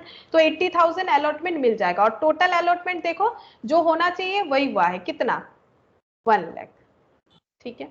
अच्छा, अब अमाउंट रिसीव्ड, अब पैसा देखेंगे कि क्या किससे एक्स्ट्रा ले लिया है, ये चेक करेंगे। अमाउंट रिसीव्ड ऑन एप्लीकेशन, जब एप्लीकेशन का पहला पैसा होता है, एप्लीकेशन पे कितना पैसा मिला, बोलो एप्लीकेशन का एक बार देख लेते कितना है। एप्लीकेशन का है 2 रुपया करके, तो बोलो 5,000 लोगों ने अप्लाइड किया है तो सबसे पैसा लिया होगा, 10,000। 5,000 इंटू 2 कितना हो जाएगा, 10,000। अच्छा, यहाँ पर कैटेगरी 2 में कितना पैसा मिला था, अप्लाइड कितने लोगों ने किया, 30,000। इसको 15,000 मत लो, वो तो इनको हम लोग बता रहे कि 30,000 के लिए अगर मतलब तुमने अप्लाई किया है तो 15,000 अलॉटमेंट यहाँ पर हम लोग दे पाएंगे। लेकिन 30,000 का तो एप्लीकेशन आया है ना, एप्लीकेशन तो सबने भरा है, तो 30,000 इंटू 2 कितना हो जाएगा, 60,000 एप्लीकेशन का मिला, ठीक है। 30,000 इंटू 2 60,000, और यहाँ पर 3,20,000 का एप्लीकेशन आ चुका था, और 2 रुपए करके कितना मिल गया है, 6 लाख, आई थिंक 6,40,000, हाँ 6,40,000, इतना पैसा मिल गया है। और जितना भी एक्स्ट्रा मिला है उसको एडजस्ट करना पड़ेगा, ठीक है। अच्छा, अब हम लोग यहाँ पर देखेंगे एप्लीकेशन के बाद, यहाँ पर देखेंगे अमाउंट एडजस्ट कितना होगा, एडजस्ट ऑन अलॉटमेंट, ठीक है, अलॉटमेंट। अच्छा, अलॉटमेंट का कितना पैसा है, अलॉटमेंट का पैसा यहाँ पर 5 रुपए दिख रहा है, लेकिन क्या 5 रुपए कैपिटल में जाएगा, इसका तो 2 पार्ट होगा ना, यहाँ पर प्रीमियम है ना, यहाँ पर प्रीमियम है। अलॉटमेंट का कितना है, अलॉटमेंट का है 1 रुपया, और अलॉटमेंट 1, प्रीमियम 4, प्रीमियम 4, इस तरह से है, ठीक है। अच्छा, तो अब देखो अलॉटमेंट में यहाँ पर कितना मिलना चाहिए था, 5,000 इंटू कितना हो जाएगा, यहाँ पर तो सभी को अलॉटमेंट दे दिया था हम लोगों ने। अच्छा, मैंने लिखा है अमाउंट एडजस्टेड लिखा है, ठीक है। तो यहाँ पर अगर सभी को अलॉटमेंट दिया है, ऐसे सोचो अगर हम लोगों ने सभी को अलॉटमेंट दे दिया है तो क्या यहाँ पर अलॉटमेंट का पैसा एडजस्ट करने का कोई पैटर्न क्रिएट होगा। 5,000 एप्लीकेशन आया था, 5,000 को ही अलॉटमेंट दे दिया, तो क्या हम लोगों ने इनसे कुछ एक्स्ट्रा पैसा लिया है, ये बोलो, क्या हम लोगों ने, नहीं, तो यहाँ पर कुछ एडजस्टमेंट नहीं होगा। इसका मतलब हम लोगों ने इनसे एक्स्ट्रा नहीं लिया, 5,000 शेयर के लिए अप्लाई किया, 5,000 का ही अलॉटमेंट दे दिया। इनसे हम लोगों ने 30,000 शेयर के लिए एप्लीकेशन लिया, लेकिन इनको अलॉटमेंट देंगे 15,000, यहाँ पर एडजस्ट होगा, यहाँ पर एडजस्ट होगा कितना पैसा, 30,000। कैसे एडजस्ट होगा, देखो हम लोग ले रहे हैं 60,000 लेकिन अलॉटमेंट दे रहे हैं 15,000 का, तो हम लोगों ने एप्लीकेशन का कितना पैसा रख लिया है, एक्स्ट्रा कितना पैसा रख लिया है, 30,000। कैसे, ये देखो 15,000 इंटू कितना हो जाएगा 2, ठीक है 30,000। हम लोग कौन सा पैसा एडजस्ट कर सकते हैं, एप्लीकेशन में जो पैसा एक्स्ट्रा लिया था। तो हम कैसे किया देखो, फिर से बताते हैं, ये देखो इस तरह से करना है। 30,000 अप्लाइड किया था तो मुझे 60,000 एप्लीकेशन का पैसा मिला था, लेकिन हम तो बोल रहे हैं हम 15,000 लोगों को अलॉट करेंगे, लेकिन जो एक्स्ट्रा एप्लीकेशन का पैसा आया है उसको एडजस्ट करेंगे। तो एक्स्ट्रा कितना आया है, अगर 30,000 की जगह हम 15,000 लोगों को अलॉटमेंट दे रहे हैं तो मेरे पास एक्स्ट्रा कितने एप्लीकेशन का पैसा रह जाएगा, 15,000। तो 15,000 इंटू 2 30,000 पैसा मेरे पास एक्स्ट्रा आएगा। ठीक है, सिमिलरली मैंने यहाँ पर 3,20,000 के हिसाब से 6,40,000 ले रखा है, लेकिन अलॉटमेंट 80,000 का हम दे रहे हैं। तो मुझे बोलो मेरे पास एप्लीकेशन का कितना एक्स्ट्रा पैसा रह जाएगा। जिन लोगों को अलॉटमेंट नहीं दे रहा है जितने शेयर पे, तो कितने शेयर पे अलॉटमेंट नहीं दे रहे हैं, माइनस करके देख लो। 2,40,000, तो ये 2,40,000 पे मैंने 2 रुपीज करके एक्स्ट्रा ले लिया है, तो कितना होगा 4,80,000 हो रहा है। ये माइनस मेरा गलत हो गया क्या, 3,20,000 माइनस 80, नहीं 2,40,000 तो आ रहा है, 2,40,000 और यहाँ पर कितना आ रहा है 2,40,000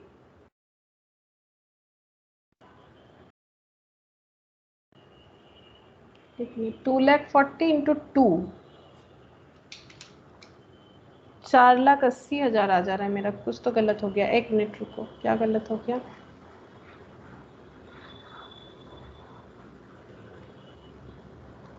यहाँ पर तो मेरा 15,000 30,000 और यहाँ पर हो गया 15,000, तो 15,000 मुझे रिफंड करना था, तो मेरे पास 15,000 का ही पैसा ज्यादा रह गया। यहाँ पर 3,20,000 और अलॉटमेंट मिला 80,000, अलॉटमेंट देंगे 80,000, तो इसका मतलब मैम सही था, वो वही आएगा। वही आएगा ना, ठीक ही तो आ रहा है। Yes ma'am. हाँ ठीक ही तो आ रहा है 3,20,000, हाँ ठीक ही तो किया मैंने 3,20,000, देख लेते हैं, मेरे हिसाब से तो वही आना चाहिए। तो 3,20,000 में मैंने कितना एक्स्ट्रा ले लिया है, ये देखो 3,20,000 माइनस 80,000, ठीक है। तो मैंने एक्स्ट्रा पैसा जो रख लिया है वो 3,20,000 माइनस 80,000, दैट इज 2,40,000, ठीक है। तो 2,40,000 पे मैंने 2,40,000 शेयर है, उस पे 2 लग जाए तो 4 लाख है। हाँ 2,40,000 इंटू 2 4,80,000 आ रहा है मेरा तो, ठीक है देखते हैं, ठीक ही तो आ ये रहा सब है। मेरा भी उतना ही आ रहा है। तो 4,80,000 हो जाएगा अमाउंट, ये अलॉटमेंट में हम लोग एडजस्ट कर लेंगे, ठीक है। अच्छा यहाँ तक कर लिया, ठीक है। अब ये यहाँ तक ही रहने दो, चलो अब हम लोग थोड़ा सा एंट्री करके देखते हैं, ठीक है। एंट्री को यहाँ पर पुट करते हैं। सबसे पहले एप्लीकेशन का पैसा मिलेगा, तो 1 जुलाई को मिला। एक बार देखो क्वेश्चन को, ये देखो 1,00,000 शेयर कब इशू हुआ है, 1,00,000 शेयर इशू हुआ है, ये देखो 1 जुलाई को एप्लीकेशन का पैसा मिला, तो 1 जुलाई। तो bank account debit to equity share application. तो एप्लीकेशन जितने लोगों ने भरा है सबसे पैसा मिला होगा, तो एप्लीकेशन कितने लोगों ने भरा है, ये देखो 3,55,000, ठीक है। ऐसे भी कर सकते हो, 3,55,000 इंटू 2 कितना आता है देखो 7,10,000, ठीक है। या तो तुम लोग ऐसे भी कर सकते हो, या यहाँ पर जो मैंने वर्किंग नोट दिखाया उसका यहाँ टोटल करके देखो, ये भी एप्लीकेशन पे कितना है टोटल करके देखो, 10,000 60,000 और 6,40,000 कितना आ रहा है 7,10,000, ये भी करने से हो जाएगा, ठीक है। 7,10,000 एक ही बात है। तो एप्लीकेशन पे इतना पैसा मिल गया। अब जब ट्रांसफर करेंगे, ठीक है, ट्रांसफर कब होगा, जिस दिन अलॉटमेंट का डेट होगा। तो अलॉटमेंट का डेट इन लोगों ने कब बताया, 10 जुलाई को, ठीक है। 10 जुलाई को ये एप्लीकेशन का पैसा ट्रांसफर होगा। तो क्या एंट्री होगा, equity share application account debit, ठीक है। हमेशा क्या होता है, जितने से क्रेडिट होता है उतने से ही डेबिट होना चाहिए। Equity share application account debit to क्या हो जाएगा, टू होता है इक्विटी शेयर कैपिटल, टू होता है इक्विटी शेयर कैपिटल, कैपिटल में उतना ही पैसा ट्रांसफर कर सकेगा जितना का अलॉटमेंट दे सकता है। कितने का अलॉटमेंट दे सकता है? 1 लाख शेयर पे, ठीक है। ये देखो यहाँ पर मैंने दिखाया भी है 1 लाख का अलॉटमेंट दे सकता है, तो 1 लाख शेयर पे जो पैसा रिसीव होगा उसी को कैपिटल दिखा सकता है। तो 2 लाख का कैपिटल आया, लेकिन इन्होंने तो 7 लाख 10 ले रखा है, एक्स्ट्रा पैसा ले रखा है, तो बाकी पैसे को क्या करना पड़ेगा? बाकी पैसे को इन्होंने डिसाइड किया है कि किस में एडजस्ट करेगा। इन्होंने बोला है कि अलॉटमेंट के साथ ही एडजस्ट करेगा, आगे कुछ नहीं बोला है कि फर्स्ट कॉल फाइनल कॉल के साथ एडजस्ट करेगा। तो अलॉटमेंट के साथ अगर एडजस्ट करेगा तो अलॉटमेंट का जो रिसीव होगा वो ड्यू जब होता है डेबिट होता है। तो अगर अभी हम लोग अलॉटमेंट के साथ एडजस्ट करेंगे तो इसको हम लोग क्या लिखेंगे? टू इक्विटी शेयर अलॉटमेंट, हम लोग इतना पैसा अलॉटमेंट के साथ एडजस्ट करना चाहते हैं, ठीक है। और उसके बाद अगर कुछ बच जाएगा, अगर उसके बाद कुछ बच जाएगा तो उसको हम लोग क्या करेंगे? उसको हम लोग रिफंड कर देंगे, ठीक है। तो हम लोग चेक करते हैं हमें अलॉटमेंट में कितना मिलना चाहिए, यहाँ पर दिखाते हैं। बोलो अलॉटमेंट में हमें कितना मिलना चाहिए? हमारे पास कितना शेयर है? 1 लाख, ठीक है। अलॉट तो हम लोग 1 लाख करेंगे, तो 1 लाख में 1 लाख कितना करके मिलेगा हमें? यहाँ पर प्रीमियम भी है, तो पैसा तो हम लोग ऐड करके ही बताएंगे ना हमें टोटल कितना मिलना चाहिए। तो 1 लाख इंटू 5 5 कितना लाख हो? मिलना चाहिए। 5 लाख मिलना चाहिए, ठीक है। अच्छा, और यहाँ पर देखो टोटल कितना पैसा हम लोगों ने एक्स्ट्रा ले रखा है अलॉटमेंट में एडजस्ट करने के लिए? 4,80,000 5 लाख 10। 5,10,000, ठीक है। तो 5,10,000 हो रहा है यहाँ पर। तो 5 लाख हम लोग एडजस्ट कर सकते हैं, बाकी क्या करना पड़ेगा? बोलो 5 लाख अगर हम लोग एडजस्ट करेंगे तो 10,000 बाकी क्या? रिटर्न। 10,000 रिफंड हो जाएगा। लेकिन यहाँ पर कुछ और ही दिया है, सोल्यूशन जो है बुक का जो आंसर है, मेरा कुछ गलत हुआ है क्या? मुझे ये तो नहीं समझ में आ रहा है। यहाँ पर अमाउंट एडजस्टेड ऑन अलॉटमेंट जो है इन्होंने 4 लाख कैसे कर दिया है? 4 लाख, एक सेकेंड, हाँ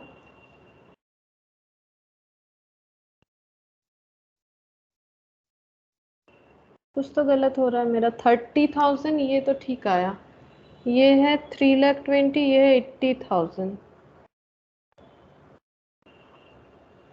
1,60,000, 10,000।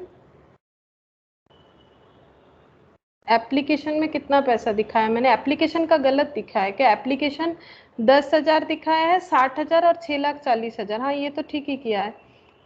अमाउंट रिसिप्ट ऑन एप्लीकेशन, अच्छा मैंने एक कॉलम नहीं बनाया, ये बनाना चाहिए था। रुको रुको, थोड़ा सा गलत हो गया, एक मिनट। हाँ, अमाउंट रिसिप्ट ऑन एप्लीकेशन अभी सही हो जाएगा, एक पॉइंट कहीं पर गलत हो गया है, रुक जाओ थोड़ा सा, यहाँ पर चेंज करेंगे। अमाउंट रिक्वायर्ड ऑन एप्लीकेशन, लेकिन एप्लीकेशन में कितना चाहिए था वो हमें देखना चाहिए, ठीक है। यहाँ पर थोड़ा सा वर्किंग नोट को सही करना पड़ेगा।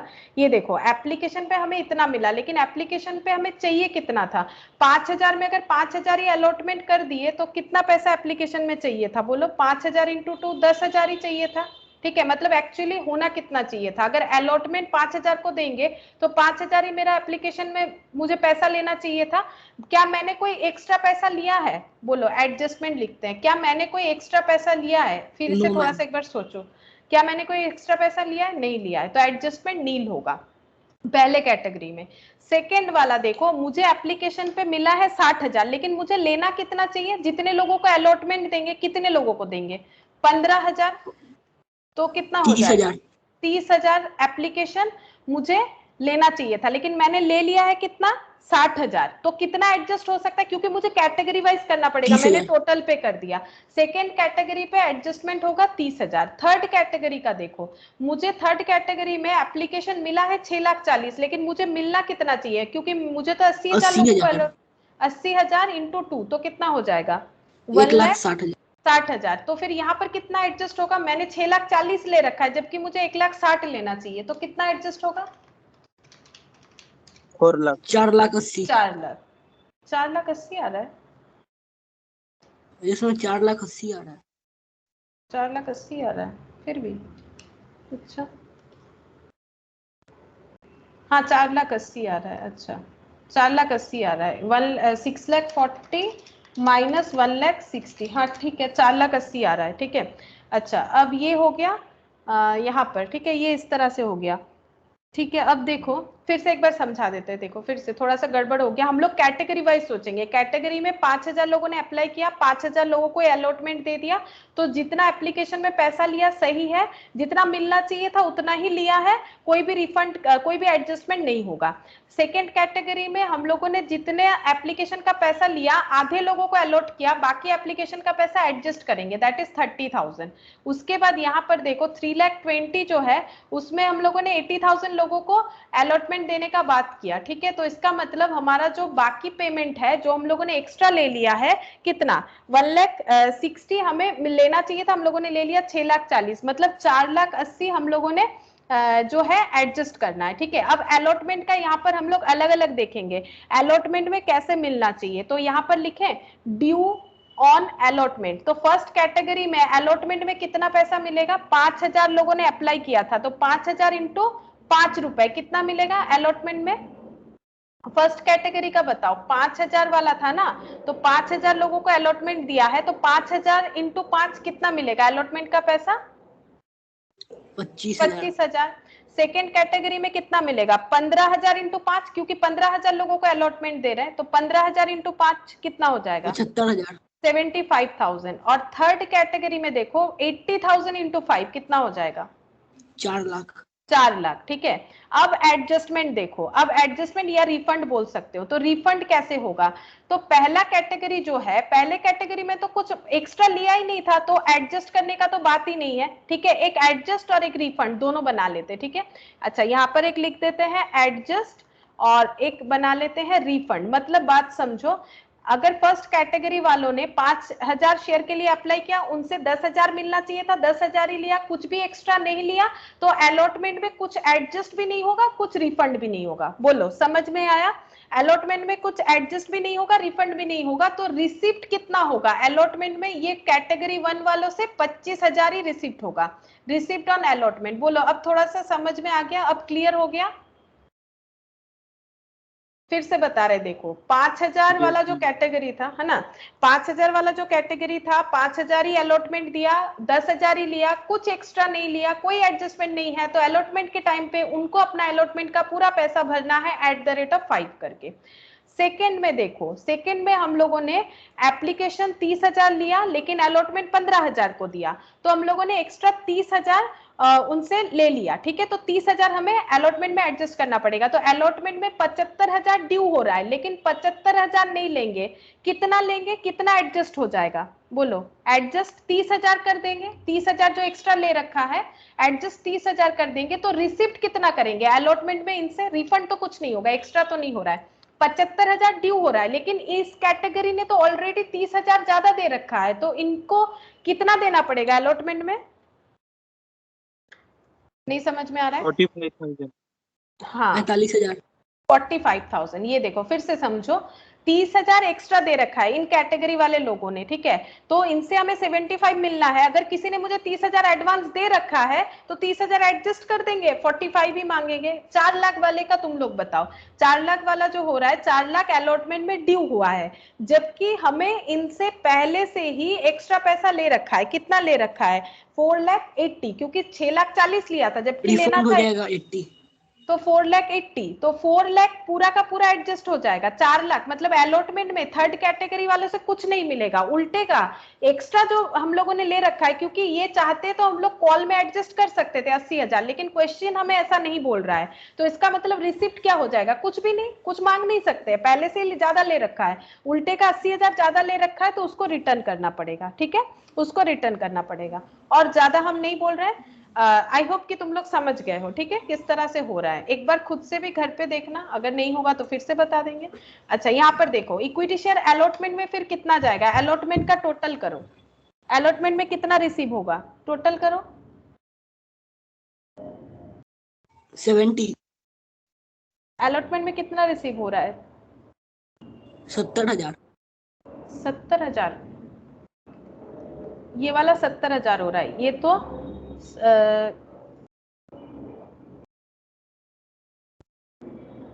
नहीं, हम लोग रिसीव नहीं, हम लोग तो देखेंगे कितना एडजस्ट हुआ ना, हम लोग एडजस्ट अमाउंट तो यहाँ पर लिखेंगे कि इक्विटी शेयर में कितना हम लोगों ने एडजस्ट किया अलॉटमेंट का, उतना हम लोग नेक्स्ट टाइम नहीं मांग सकते हैं ना, तो एडजस्टमेंट अमाउंट लिखा जाता है। यहाँ पर लिखेंगे जो एडजस्ट होगा, इक्विटी अलॉटमेंट का जितना पैसा एडजस्ट होगा, तो इसको टोटल करके देखो कितना पैसा हमारा एडजस्ट हो रहा है अलॉटमेंट में।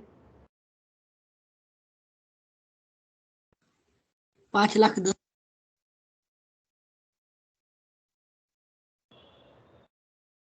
अमाउंट एडजस्टेड ऑन अलॉटमेंट, ये कितना हो रहा है, ये हो रहा है हमारा 5,10,000। ये तो एडजस्ट का कॉलम ये है, ये मैंने एडजस्टमेंट लिख दिया क्या, अच्छा रुको एक मिनट, एडजस्ट का कॉलम ये है, इस कॉलम का क्या नाम देना चाहिए, ये हो जाएगा अमाउंट, ये थोड़ा नाम ठीक करना पड़ेगा, amount receipt on application, amount required on application. अच्छा, ये तो मेरा रिफंड का कॉलम बन गया, ये रिसिप्ट ऑन अलॉटमेंट बन गया, ये हो जाएगा एडजस्टमेंट ऑन अलॉटमेंट। ठीक है, ये एडजस्टमेंट हो रहा है कि एप्लीकेशन वाला एडजस्टमेंट है ना, ये तो एप्लीकेशन वाला एडजस्टमेंट हो रहा है, एप्लीकेशन का कितना पैसा एडजस्ट होगा, ये एप्लीकेशन वाला एडजस्टमेंट है। ठीक है, हम लोग अलॉटमेंट में कितना एडजस्ट कर सकते हैं, फर्स्ट कैटेगरी में कुछ भी एडजस्ट नहीं कर सकते, सेकंड कैटेगरी में 30 और 4 लाख, 4,30,000। 4,30,000 लिखना पड़ेगा। ठीक है, तो 4,30,000 रुपीज हम लोग अलॉटमेंट में एडजस्ट करेंगे, और बाकी पैसा हमें क्या करना पड़ेगा, रिफंड करना पड़ेगा। तो रिफंड करने से क्या हो जाएगा, टू बैंक 80,000। ठीक है, टू बैंक 80,000 आया, बाकी पैसा हमें रिफंड करना पड़ेगा, 80,000 का रिफंड हो जाएगा। अब जब अलॉटमेंट ड्यू करेंगे तो क्या होगा, इक्विटी शेयर अलॉटमेंट तो ड्यू तो पूरा ही करेगी company, equity share allotment account debit to equity share capital to securities premium. तो अलॉटमेंट कितने सारे लोगों को देंगे, 1 लाख, 1 लाख में कैपिटल का कितना है और प्रीमियम का कितना है, प्रीमियम का है 4 रुपया, तो यहाँ पर हो जाएगा 4 लाख। ठीक है, और कैपिटल का है 1 रुपया, 5 रुपया था ना, तो यहाँ पर कितना हो जाएगा 1 लाख। ठीक है, तो टोटल कितना हो जाएगा 5 लाख। कंपनी सोच रही है कि इक्विटी शेयर अलॉटमेंट में 5 लाख उन लोगों को मिलेगा, लेकिन ऑलरेडी 4,30,000 मिल चुका है एडजस्टमेंट के थ्रू से, 4,30,000 ऑलरेडी रिसीव कर रखा है, जो कि एप्लीकेशन पे रिसीव किया था और बोला था अलॉटमेंट में एडजस्ट करेंगे। तो जब रिसीव होगा तब कितना लिखेंगे, बैंक अकाउंट डेबिट 70,000, ये देखो माइनस करके देख लो तब भी हो जाएगा, 5 लाख में 4,30,000 मिल चुका है, तो फिर कितना मिलेगा 70,000 bank account debit to equity share allotment. ठीक है, अलॉटमेंट में कितना लिखेंगे, अलॉटमेंट में भी 70,000 लिखेंगे। देखो एडजस्ट हो जा रहा है कैसे, ये देखो पहले मैंने ड्यू दिखा है 5 लाख और ऑलरेडी 4,30,000 मिल चुका है, तो ये डेबिट है ये क्रेडिट है, तो कितना अमाउंट क्रेडिट हो रहा है ओवरऑल बोलो, यहाँ पर ये तो देख के, क्योंकि क्रेडिट अमाउंट ज्यादा है, ये डेबिट अमाउंट ज्यादा है, तो कितना डेबिट हो रहा है, ये दोनों का नेट 70,000 एंट्री डेबिट। 70,000 डेबिट हो रहा है, तो इस अकाउंट को जब क्लोज करेंगे तो 70,000 क्रेडिट करना पड़ेगा। ठीक है, अच्छा अब फाइनल कॉल को ड्यू करो, इक्विटी शेयर फाइनल कॉल, तो 1 लाख पे होगा to equity share capital, 1 lakh पे कितना होगा 7 रुपए करके था, ये देखो हम लोग बैलेंस निकाले थे ना 7 रुपया, तो 7 लाख। और उसके बाद जब रिसीव होगा तो क्या हो जाएगा एंट्री, क्योंकि कुछ एडजस्ट नहीं हो रहा है, अगर 80,000 जो हम लोगों ने रिफंड कर दिया वो अगर एडजस्ट होता तो यहाँ पर हम लोग रिसीप्ट में क्या करते, कम दिखाते, bank account debit to equity share final call. ठीक है, इक्विटी शेयर फाइनल कॉल हो जाएगा, कितना मिल रहा है फिर 7 लाख, यहाँ पर जो है 7 लाख पूरा ही मिलेगा। ठीक है, बाई चांस अगर क्वेश्चन में बोला हुआ रहता कि जो 80,000 एक्स्ट्रा और भी रह जा रहा है अलॉटमेंट एडजस्टमेंट के बाद भी, तो यहाँ से हम लोग एडजस्ट करते तो फिर वहां पर दिखाते कि कितना रिसीव होता, 7 लाख माइनस 80,000 करके देखो 6,20,000 आएगा, तो 6,20,000 रिसीव हो रहा है, ऐसा हम लोग दिखा सकते थे अगर 80,000 का एडजस्टमेंट होता तो। ठीक है, तो यहाँ पर थोड़ा सा मैंने गड़बड़ कर दिया, तो शायद हो सकता है थोड़ा प्रॉब्लम हो, लेकिन तुम लोग इसको देखना एक बार घर पे, अगर प्रॉब्लम होता है तो नेक्स्ट दिन फिर से बता देंगे। ठीक है, वैसे देखो फिर एक बार जस्ट रिकॉल करवा देते क्या किया था, 3 कैटेगरी था, हमें कैसे निकालना है, जस्ट ये टेबल बता रहे हैं, एंट्री तो तुम लोग कर ही लोगे। तो टेबल में हमें ये चेक किया कि हम लोगों ने अलॉटमेंट कितने कितने का दिया, तो यह फुल अलॉटमेंट था, ये यहाँ आधा अलॉटमेंट था, यहाँ पर 1/4 मतलब 25% अलॉटमेंट था। और देखो जब एप्लीकेशन पे पैसा रिसीव हुआ, क्योंकि कोई रिफंड नहीं कर रहे तो पूरे इतने पे ही हम लोगों ने पैसा रिसीव कर लिया, जबकि हमें इतने पे पैसा रिसीव करना था। ये दो कॉलम का नाम होना चाहिए amount received on on application, amount required on application. तो एप्लीकेशन पे जितना एक्स्ट्रा पैसा लिया है जो रिफंड नहीं होने वाला है वो एडजस्ट होगा। तो वो एडजस्टेड अमाउंट है जो कि हम लोगों ने एप्लीकेशन के थ्रू रिसीव कर रखा है। तो पहले वाले पे कोई भी एडजस्टमेंट नहीं दिख रहा है, दूसरे वाले पे 30,000, तीसरे वाले पे 4,80,000। फिर हम लोग नेक्स्ट क्या देखेंगे, एडजस्ट अलॉटमेंट में होगा तो अलॉटमेंट में कितना कितना पैसा एक्चुअली हमें मिलना चाहिए। तो जितने लोगों को अलॉटमेंट देंगे उस हिसाब से देखेंगे। तो पहले वालों को 5 रुपया करके 25,000, 15,000 इंटू 5 75,000, 80,000 इंटू 5 कितना हो गया 4 लाख, ठीक है। लेकिन अगर पहले वाले कैटेगरी ने कुछ एक्स्ट्रा दिया होता तो उनसे अलॉटमेंट में कुछ नहीं मिलता, लेकिन उन्होंने कुछ एक्स्ट्रा नहीं दिया था तो उनसे हम लोगों को एडजस्ट करने का कोई भी जगह नहीं मिला। तो रिफंड का तो कोई सवाल ही नहीं होता है, उनसे पूरा 25,000 ले लेंगे क्योंकि 5 रुपए करके 25,000 होता है। सेकेंड कैटेगरी वालों का ऑलरेडी 30,000 हम लोगों ने ले रखा है, लेकिन उनसे तो 75 मिलना चाहिए, तो फिर उनसे और 45 हम लोग मांग सकते हैं, ठीक है। तो अलॉटमेंट में टोटल 70,000 मांगेंगे। और तुम लोग अगर देखो तो बैंक का एंट्री 70,000 से ही हुआ है कि bank account debit to equity share allotment 70,000 से ही हुआ है, 70,000 ही मिल रहा है। और थर्ड वाला केस देखो 4,80,000 एक्स्ट्रा ले रखा था, जबकि अलॉटमेंट में 4 लाख एडजस्ट कर सकते हैं, 80 फिर भी एक्स्ट्रा बच जाता है जो कि रिफंड करने के लिए कहा गया है। तो रिफंड वाले एंट्री में 80,000 चला जाएगा, ठीक है। तो अलॉटमेंट में कितना हम लोगों ने एडजस्ट किया, ये अमाउंट एडजस्ट किया। अलॉटमेंट का जो टोटल पैसा मिलने वाला था उसमें हम लोगों ने 4,30,000 रुपए एडजस्ट कर दिए, 4,30,000 और 70,000 रिसीव कर लिया, क्योंकि अलॉटमेंट का टोटल अमाउंट जो हो रहा है वो 5 लाख हो रहा है, क्योंकि 1 लाख इंटू 5 करोगे तो 5 लाख, 5 लाख में 70,000 हम लोग रिसीव कर रहे हैं तो बाकी एडजस्ट हो रहा है। सिंपल सा बात है, 5 लाख में 70,000 रिसीव कर रहे हैं तो बाकी एडजस्ट हो रहा है, ठीक है। अब कॉलम का नाम नहीं भी देके करोगे तो होगा, बस ये चीज समझ के करना है हम लोगों को, ठीक है। तो मैंने फिर से एक बार बता दिया, आई होप अगर कोई भी प्रॉब्लम था तो क्लियर हुआ होगा, ठीक है। तो एक बार देखो, तो हम लोग प्रोराटा तक कर रहे हैं, फिर नेक्स्ट क्लास में दूसरा पॉइंट लेंगे, ठीक है। आज इतना ही करते हैं।